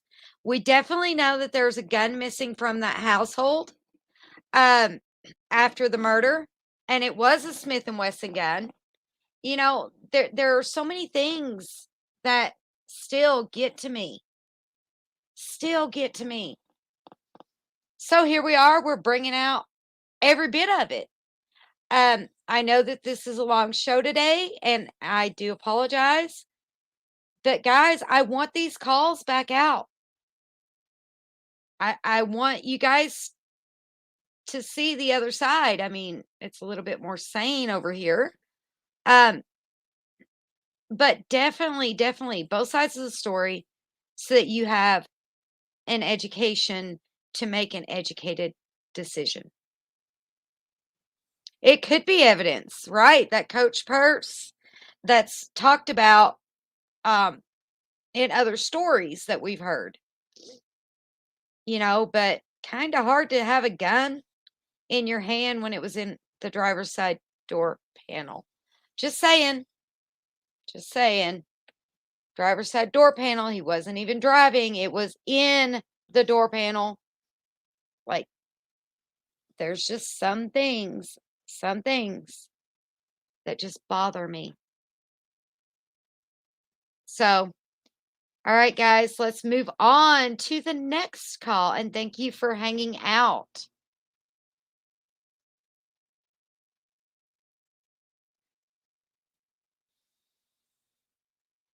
Huh. 10 years later, I think it's going to be like super hard for someone to come forward. I would pray that you know, maybe that would be a possibility. Um, hard to say nowadays. I mean, anybody that has solid information that could lead them back to this. I suggest, you know, maybe reach out to someone you trust with the information, because all this ends up being crazy. A community that knows everybody in law enforcement too, guys. Like, something has to give at some point. Just don't know where. So we are back here with these calls. We're back here with the proof and evidence. Here we go. Hello. Hey, how you doing? I'm good. You doing alright? I'm doing I great. just moved here today and stuff. We're doing good though. What do you want to talk about today? Well, let's talk about the jokes, both on Which Amy's one you talking side about? and Jimbo's. Well, the joke Ernie played about the murder and stuff. You want me to go along with Joke with Jimbo and stuff. And I did, he went to the police, killed somebody, and they wouldn't ask him what happened. How Ronnie was and what I said was two different things, you know what I'm saying? So it didn't even make no sense, but it wasn't even the murder weapon and that set me up with and nothing like that. I just wish they came clean, you know what I'm saying, tell the truth or something, you know, and the joke about Josh Shanks, it kind of scares me because what somebody would have really was, or what they was trying to kill him, or somebody else was trying to kill him, and here I am joking around about it, and you see how they done me about Ronnie King, you know what I'm saying, and saying I killed him, and here I am going to joke about Josh, you know. That's got me puzzled for real because what somebody would have killed him or they would have killed him, you know what I'm saying? I got the blame for that too, you know. That's what was going wrong with Joe about Josh Shanks.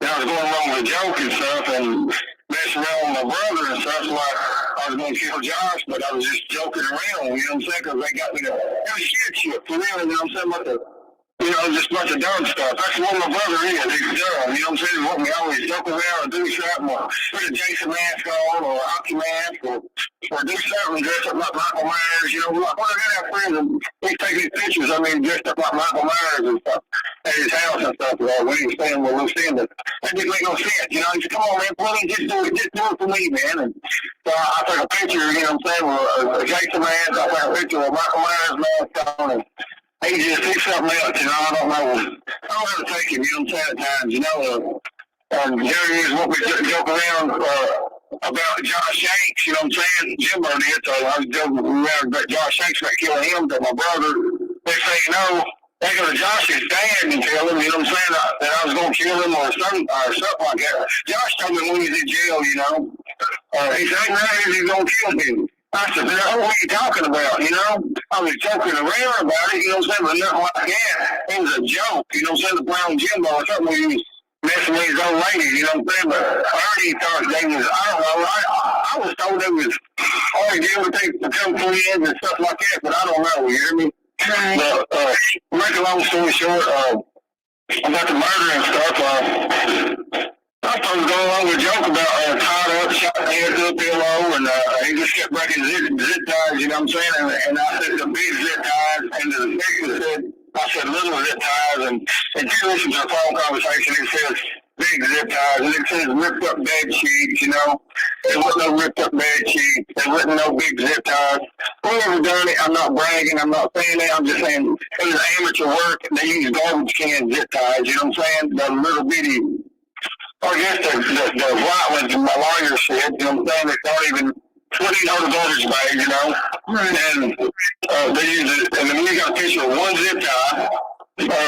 Let's see, what else was it? A belt, a nylon cord, and none of that wasn't, you know what I'm saying, it didn't make no sense because the joke, and Ernie said, I said the bookshelf was turned over. When you look at the bookshelf is setting up in the pictures what my lawyer took. So he knew more about the situation than he let on to do. You know what I'm saying? He, everything he said there was a gun in the corner. When you look at the pictures and stuff, I come out lawyer, but he had the only gun in the corner. Look right here, you know? When we stopped it and when they would show me the pictures and stuff of the house and stuff when I was Easter on visit, they come up here and show me pictures. I said, there's a gun in the corner, you know? So he's been in that house before, my brother has, you know what I'm saying? And that's the way I look at it, you know? I mean, he knew so much about it. He just kept on going with details and you don't know what kind of gun it is, what color it is. They said, it moves like a feather. He said, no blue, no black. then he said, but they had hollow point shells in it. And Ronnie was killed with hollow points, or I think it was hollow points or 38 or something, you hear me? Right. And it was hollow points. He was killed with hollow points. And the motion discovery it says that. And Bernie said he had hollow points. He knew bits and pieces of his murder here, you know what I'm saying? And it was 9 days later, but he went and talked to Ronnie's people, Ashley King and stuff. He talked to her and stuff. He talked to the fire department people. He talked to, because it was his friends with DJ Burkhart and all of them, you know what I'm saying? Guthrie, I mean. He works for the fire department, you know, and I mean, he knew everybody from Everett, you know. He acts like he hardly don't even know Ronnie. Then he says Ronnie's family. Then you could tell there's something there. He kept on telling them, I've seen a lot of shit today, man. I've seen a lot of stuff today. He says it in his motion discovery, you know. Right. And him and Jimbo don't know which gun it is, whose gun it is, or what, because they're sitting out talking about this gun in their motion discovery, and they say, oh, my gun. Oh, yeah, your gun. We're taking 50 guns ago. What gun? He said, your gun. He said, yeah, my gun's gone, you know? How can, you know, and if you knew something was gone and you see it in the waistband, in one motion discovery, he says that. In another motion discovery, when he's talking to a different cop, Marvin Ledford, he said, that's what he said, but when he's talking to Mike Hornet, he said, he's seen the gun in my waistband and scared to ask for it. Because he said I'd kill him. Why didn't you call the police right then and there? You know what I'm saying? Right. Then on the EKCC phone call, it's not up in the recording and stuff. I said, well, my motion discovery, you said I stole the gun. He said, I didn't say you stole that. He said he couldn't Ernie or you or, you know, and he caught himself, you know.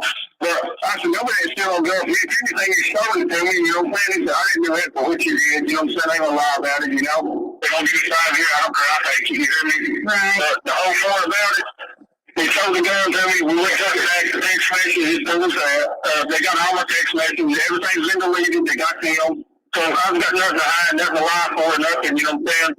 And you look at the text messages while I'm taking the gun back because I figured the kids was going to set me up with it and stuff. But it really wasn't the kids. It was one of the kids' girlfriend and stuff, you know what I'm saying? Which I was good to the kids and stuff, my lady's kids and stuff at the time. And I mean, I still am, but you know what I'm saying? I've never got no contact with them. But anyway, when I was around, I was, you know what I'm saying? I treated them like my own better than mine for real because I was around them more. I could do more stuff for them, you know? But anyway, the whole point about it and stuff, I took the gun back and gave it to my brother. I went to do some pictures and stuff for the box of shells and stuff. And Jimbo Cosman asked me why I shoot all these shells up for it. Well, I didn't, you know what I'm saying, because I gave it to my brother. I didn't shoot the first shell out of it. Then Ernie tells him, you know, he shot the shells up, you know what I'm saying? But it's a half a box of shells missing, you know what I'm saying? So, I mean, it's kind of, and they never did, if they fingerprinted the gun, then when they found it, it ain't my fingerprint. I tried to get them fingerprint the gun when they found it in the truck, so things and put it there. Fingerprint the shells on the gun. They didn't do no investigation whatsoever. Once my brother said, I done it, I seen on the computer where they had Kevin for it, you know what I'm saying, was holding him for it or something. Then I already told them I done it, and they run, let him go and arrested me, you know what I'm saying? So, and they ain't got no thing of the warrant. I'm sending you a copy of the warrant thing. They can't find the original copy. They can't produce the warrant. They either with the county, the Orange County, they do that. They wouldn't get the specific on the warrant. The warrant's invalid. There's just a lot of stuff. So I think 8 different things wrong with this warrant, and it come out of law book, and I can show you and I can prove it. They really ought to be for real because they said I had a bad past history and stuff, you know, and that's what they used on me, you know. I mean, that's what they did, you know. Right. And so this joke with Jimbo was against Josh Hanks, right? Yes. It was that I was going to kill Josh Hanks, but I was joking around. I even said, oh, Jimbo, you think I should kill Ernie, my brother? You know, but I was joking around, you know. Right. Just to mess with it because Ernie supposed to found out with Jimbo. I supposed to act like I didn't know, you know. And I was just joking around because he always joked with Lucy and he always joked with my sister, like Laura and Sandra and stuff like that. But I never lay no hand on Laura to tell you that, you know. Right. But everything has been a big joke, you know what I'm saying? We've always joked, showed up, played around, you know what I'm saying? And they took it to the police like I killed somebody, you know, and got me arrested for it, you know? That's crazy. I mean, it is for real. All And all this, all over a joke. I lost my life over a joke. so they're talking about crazy stuff, and Ernie knew about Hurricane murder, right? Yeah, he knew they had a gun in the corner. He knew the bookshelf was turned over, but it wasn't. He knew they had a bookshelf there, though, at the point, though. He knew that he had a bookshelf in his house. He knew about fake books. Look, they arrested me and took some fake books on my house and stuff with my wife and stuff, but they returned them because they said it was the wrong book. This police, he's an ex-cop now, but he wrote a statement on sending me a statement too about this false book. It was a money book. My brother knew something about a money book. You know what I'm saying? I already knew so much about this. It's unreal. You know what I'm saying? So I'm going to send you the statement that the police made and stuff, you know, about this money book. And I already said something about a false book. I've never got caught in nothing that belonged to Ronnie. No, Ronnie was a good dude. You know what I'm saying? He was a good guy. It's like, what was I saying here? About a false book. Well, I mean, the false book, I get that because people do use them to hide money in. I get that. So I would already know something like that, though. You see what I'm You saying? would have had to been there. Exactly. I mean, it's something, you know, something. He knows so much about the case, period, you know. And I don't know nothing. I tried to commit a DNA test to check the 6 years in my DNA. I tried to get them to, what was it? Tried to take a lie detector test.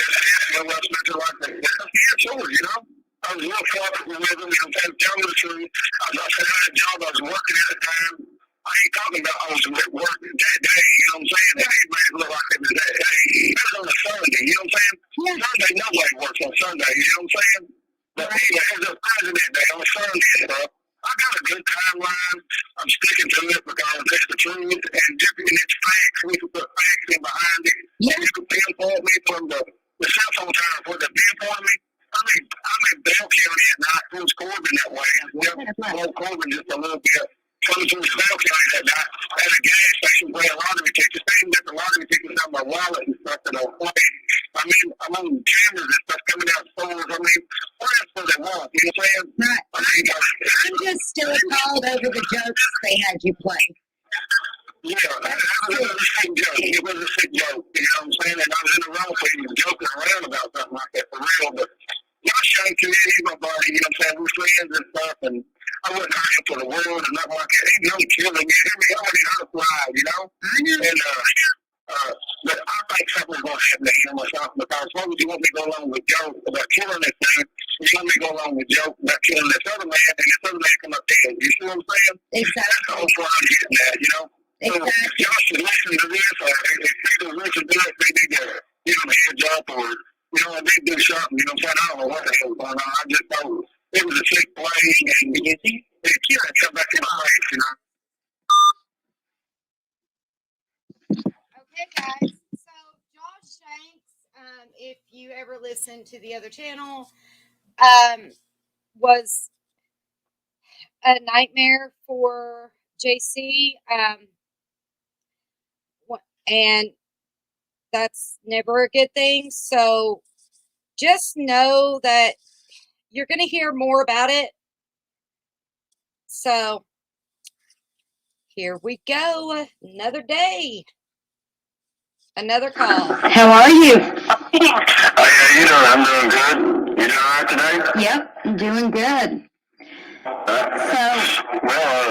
You want to talk about anything, or? Yeah, let's talk about your brother's knowledge of Kevin Dixon. Okay, are you ready? Yep, I'm ready. They went to school together as kids growing up and stuff. Kevin was good friends with Ronnie, then Ronnie thought he stole it off of him or something, and he was going to confront him and go back in his house, and Ernie had that he heard Kevin, Ernie told him that I said Kevin was at the door, and they were suspecting Kevin or something, and that he told his sister that or something like that. He said my mom shouldn't have stopped it. But you can't, Ronnie's got a glass door, so he can look and see and know it wasn't Kevin at the door. When he said, oh, Kevin's at the door, I gotta go, you know, she will call me back when he leaves, you know. He's got a glass door right there. a screen door lock, so he could see. He's got a light on his porch. You know what I'm saying? So, did you see that, or do you know that from years past? Well, you can look on the cameras and stuff, on the pictures and stuff, and out to the day and stuff, and through the night. So that next morning there's a light on. So I mean, it don't even make no sense. You know what I'm saying? And okay, hold on. There's a trailer in front of Ronnie's, and Eugene Farley lives in front of Ronnie's too. So I mean, and the back way would be really back road maybe. I don't know. I ain't never been around the back, but the front way, there's people in there. Whoever done it, they can see people going in and out. You know what I'm saying? I mean, you got a camera from the field home, and they run 2 machines at one time and slowed it down. They had 55 business days to get the cameras. They kept on telling my lawyers and stuff and the judge they couldn't get it. They couldn't get it to play. They couldn't get it to play. And as the detective kept on saying, you know, that was a long figure going up the tracks. You know what I'm saying? Just not like it was me. And when we get the computers working and stuff around 2 machines at one time, because like they couldn't get it, and the judges were getting aggravated, they couldn't get it. And next thing you know, my lawyers went and done some kind of thing for money and stuff. You know what I'm saying? Got a court order so they can get some money, like a grant type deal, and run the machines, and you can tell. You know what I'm saying? Right. Well, they got the car. The car that they got footage of. Right. Was whose car was that? Well, I don't know. I heard it was Ernie, the girl he was seeing before. Yeah. Then that's right there. It's right. I mean, you can see it on tape. You know what I'm saying? And so, what were your thoughts when you saw Ernie's car leave the scene of the crime? Well, I looked at his phone records and I was like, well, he couldn't have done this. So come to think about it, how he got to the big phones, you know what I mean? Anything's capable at this time, you know what I'm saying? Because I know Jimbo was with me, you know what I'm saying? We was down towards Shelby somewhere at night. Because me and my lady was arguing and stuff. We was going to play some bingo and stuff. Instead, we stopped. I got her some makeup because the lady had to make the makeup and stuff. So it's on camera. They handed me makeup and stuff. So, and I had a 12. And I had all the 12 for 5 I'm sorry. Anyway, so what am I saying? It's something. If Jim had done it, I would have knew, you know what I'm saying? I'd be his alibi, he'd be my alibi, you know? And, right. Ernie, and my wife as far as Ernie goes, like... It's weird because his car is there, he's there. I mean, because you know so much about something, and you going in details about stuff that only the person that done it would know, you know what I'm saying? It's really, it would be common sense, you know what I'm saying? But special details and how the house was set up and how everything was in the corner, gun was in the corner, he said on his tape, or either motion discovery or the tape, he said there was a gun in the corner. And my lawyers picked it out, said the bookshelf was turned over, and when they went to pictures of the place and stuff, there was a bookshelf in that room, so he knew a lot about it, you know what I'm saying? And I don't see how he would know a lot about it like that if he didn't be there or, you know what I'm saying, be around that area. So you would tell me that he fed you enough information just to get you in trouble? Yeah, he said he was duct tape and tied up and shot through his head to a pillow. And I said that, and that's what got me arrested. And so, like it was a confession and stuff, but him and Jimbo planning to record me and stuff and go to the police and stuff like I really killed somebody. And Jimbo told me Ernie was going to be there and we was going to play a prank on him, but he was going to listen to Ian at the phone call like I thought like I didn't know he was there, you know. And they went to the police about it, you know what I'm saying, like I killed this man, but Ernie could have really manipulated Jimbo, or I don't know what them two had worked out, but I don't know, I really don't know, I just know I just got fed up on it, and it was a messed up situation because we was going on with more than one joke at the time and stuff, and it's weird, you know what I'm saying, because what was they really going to do with that thing, or You know what I'm saying? And I'm just going on because I like Josh. You know, I ain't got nothing bad to say about Josh and nothing like that. I knew him growing up and stuff, and they want me to go on with jokes and stuff like that. They want me to go on with jokes about Ronnie B, and it was 9 days after he was dead, you know, after someone killed him and stuff. And they want me to go along with I was stupid for going along with a sick joke like that. And Ernie meeting at Walmart parking lot with weed feeders and stuff like that. It's on camera. He's even talking about the motion stuff about the necklace and stuff he gave me, the jerk. Everything's in the motion stuff. I'm sending it to you as soon as I get a chance. Right. I guess my sister's run it, and I tried to call her today several times. She didn't answer the phone. That's for the first time ever. So I guess she's, I don't know what she's thinking or whose side she's on. I don't want to take sides, but I don't, what I'm saying, I love her and stuff, but it's weird, I mean, well, things happen like it did, Well, and like through this trial stuff, they told you a bunch of stuff that wasn't true.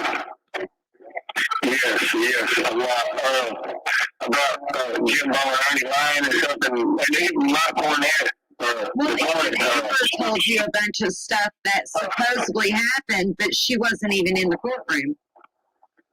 I got an emotion discovery. It had her Ernie's phone conversation in it, and she said Ernie told her that I told her that I run the PC pipe up his honey and stuff, and cut his hands and stuff off, and I jerked his eyeballs up with forks and stuff like that, and that wasn't true. No, none of that. It's everything Ernie told her was a lie. He said I told him, but then he told the family and stuff that we went to a roadblock at night, which we did. But I don't know if it was that night. It was on the birthday, like the 22nd or 24th or something. Right. And he said the police pulled me out, put me in gunpoint, this and that, and I guess she was talking about they did. They waved this on food. And every time they do a roadblock, they got a log. They got a log that in, Yeah. And they remembered us, what I'm saying? They remembered us when I was asking my lawyers and stuff to see the logbook of the roadblock. They said they remembered us waving us on through, Right. That's in my motion discovery too. Ernie's just conniving, what I'm saying? He's sneaky, he's like a girl, he's that baby missing and stuff. I forgot that kid's name. With the Summer Wells case. Yeah, and he's gonna act like he's gonna need some money and stuff to work on that case and probably get her out some money and stuff. And her child's missing, What kind of scumbag or person would do another woman that way, knowing what he's going through? I couldn't even imagine what that woman was going through. If my kid was missing, my youngest, I wouldn't know what to do. And I got 2 kids myself, and I love them to death. That case is riddled full of a lot of stuff, and that's just something that, there's a reward fund. Yeah. Yes, there's, some other stuff, but it's something myself. He's something else. He is something else. That man is something else. He needs to grow up. For real, put down what his 13th mask is, read Jason mask is, and quit ripping people off and get a job and work for a living. You know what I'm saying? And try to make amends to these people and pay them back what he's cut from them, Because these older persons and stuff he's taking advantage of, these gay people and stuff he's taking advantage of and stuff, he don't need to be doing people that way, Right. That's dead wrong way, I don't think how you can deceive I don't really say I ain't looking at the mirror and yourself as doing people that way, Right.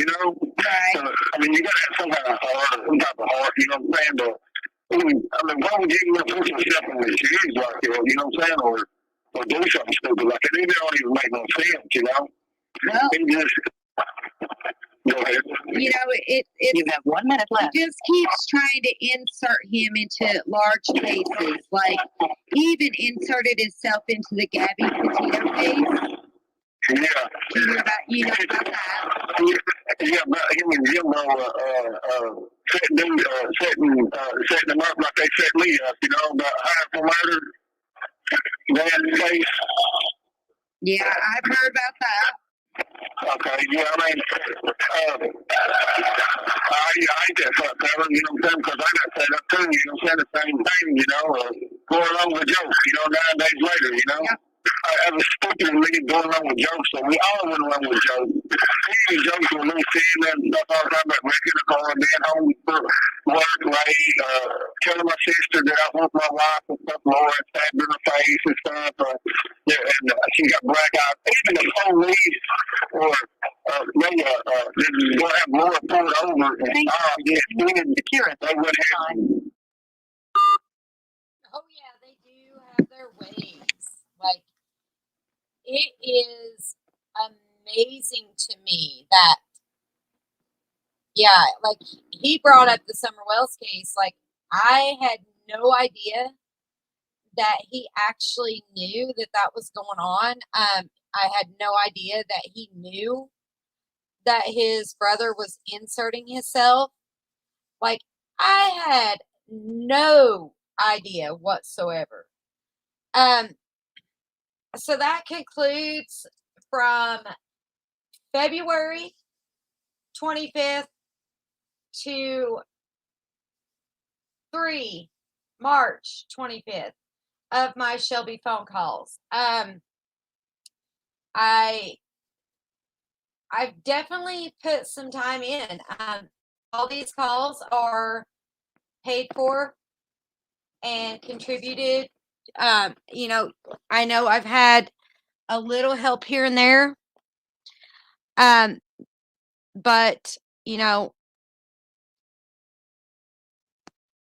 I don't ask. I do have actually coming, I think tomorrow, another 105 DVD CD collection that I am going to play. It is per minute, I'm not sure. We usually do the whole 15 minutes. It is $5.15 total for 15 minutes. I pay for that. I do help pay for his phone calls to his family so that he can reach out to the free world. I assist him as far as I pay for all postage and handling for the complete ownership of the motion of discovery.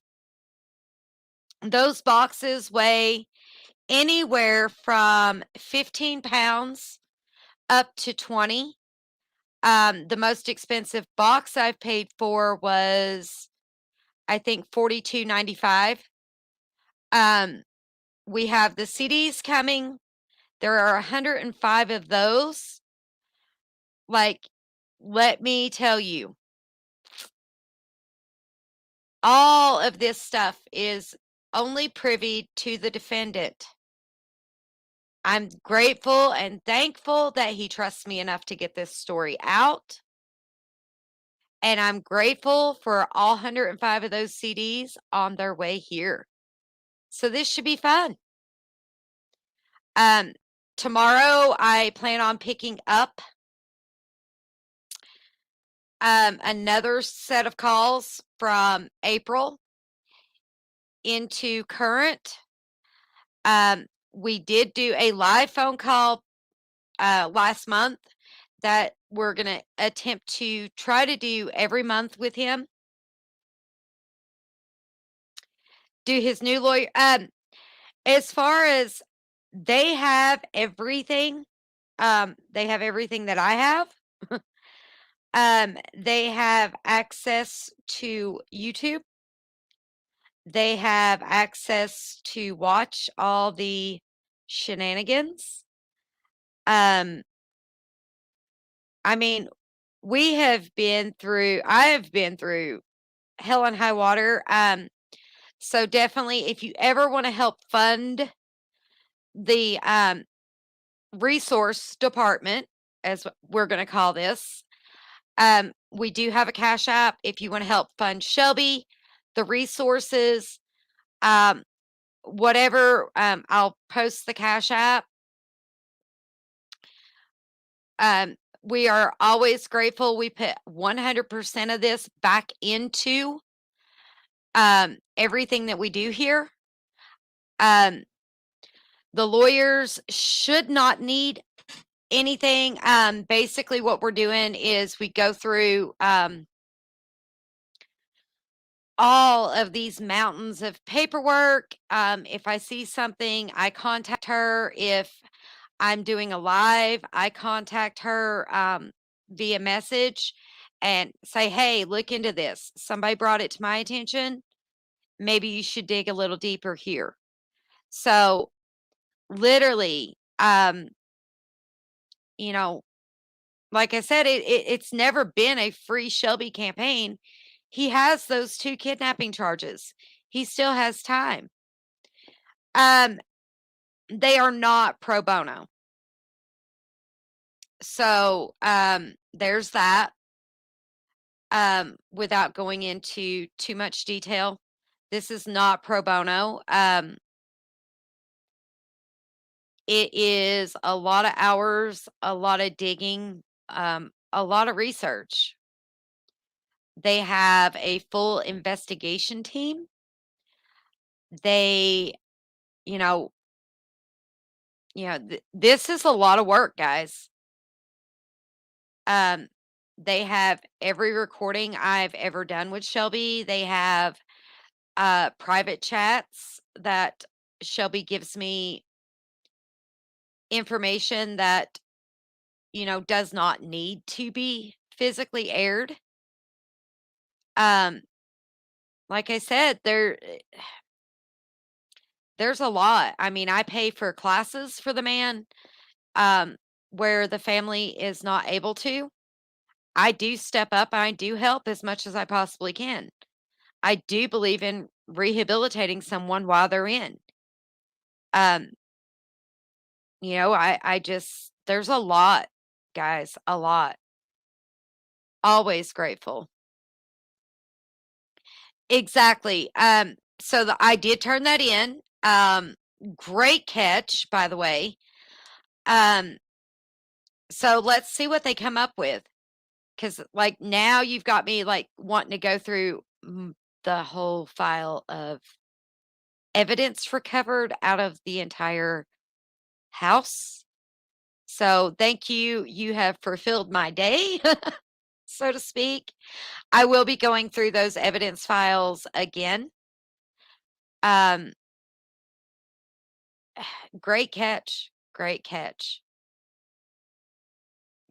I appreciate each and every one of you. I appreciate all the support. This is not currently a monetized channel, but once we get there, we will definitely do that to help pay for research and everything else. Once this case is over, we have others. It's not, you know, we've got a lot. We got a lot planned. So let's move forward and go on again. It would definitely put him there. Definitely thinking about putting that Dixon transcript back out for you guys. That is the transcript full of sex, drugs, and rock and roll. So thank you for each and every one of you. I appreciate your support. Very gracious to have you. Grateful for each and every one of you. Know that we love you, and I will see you tomorrow.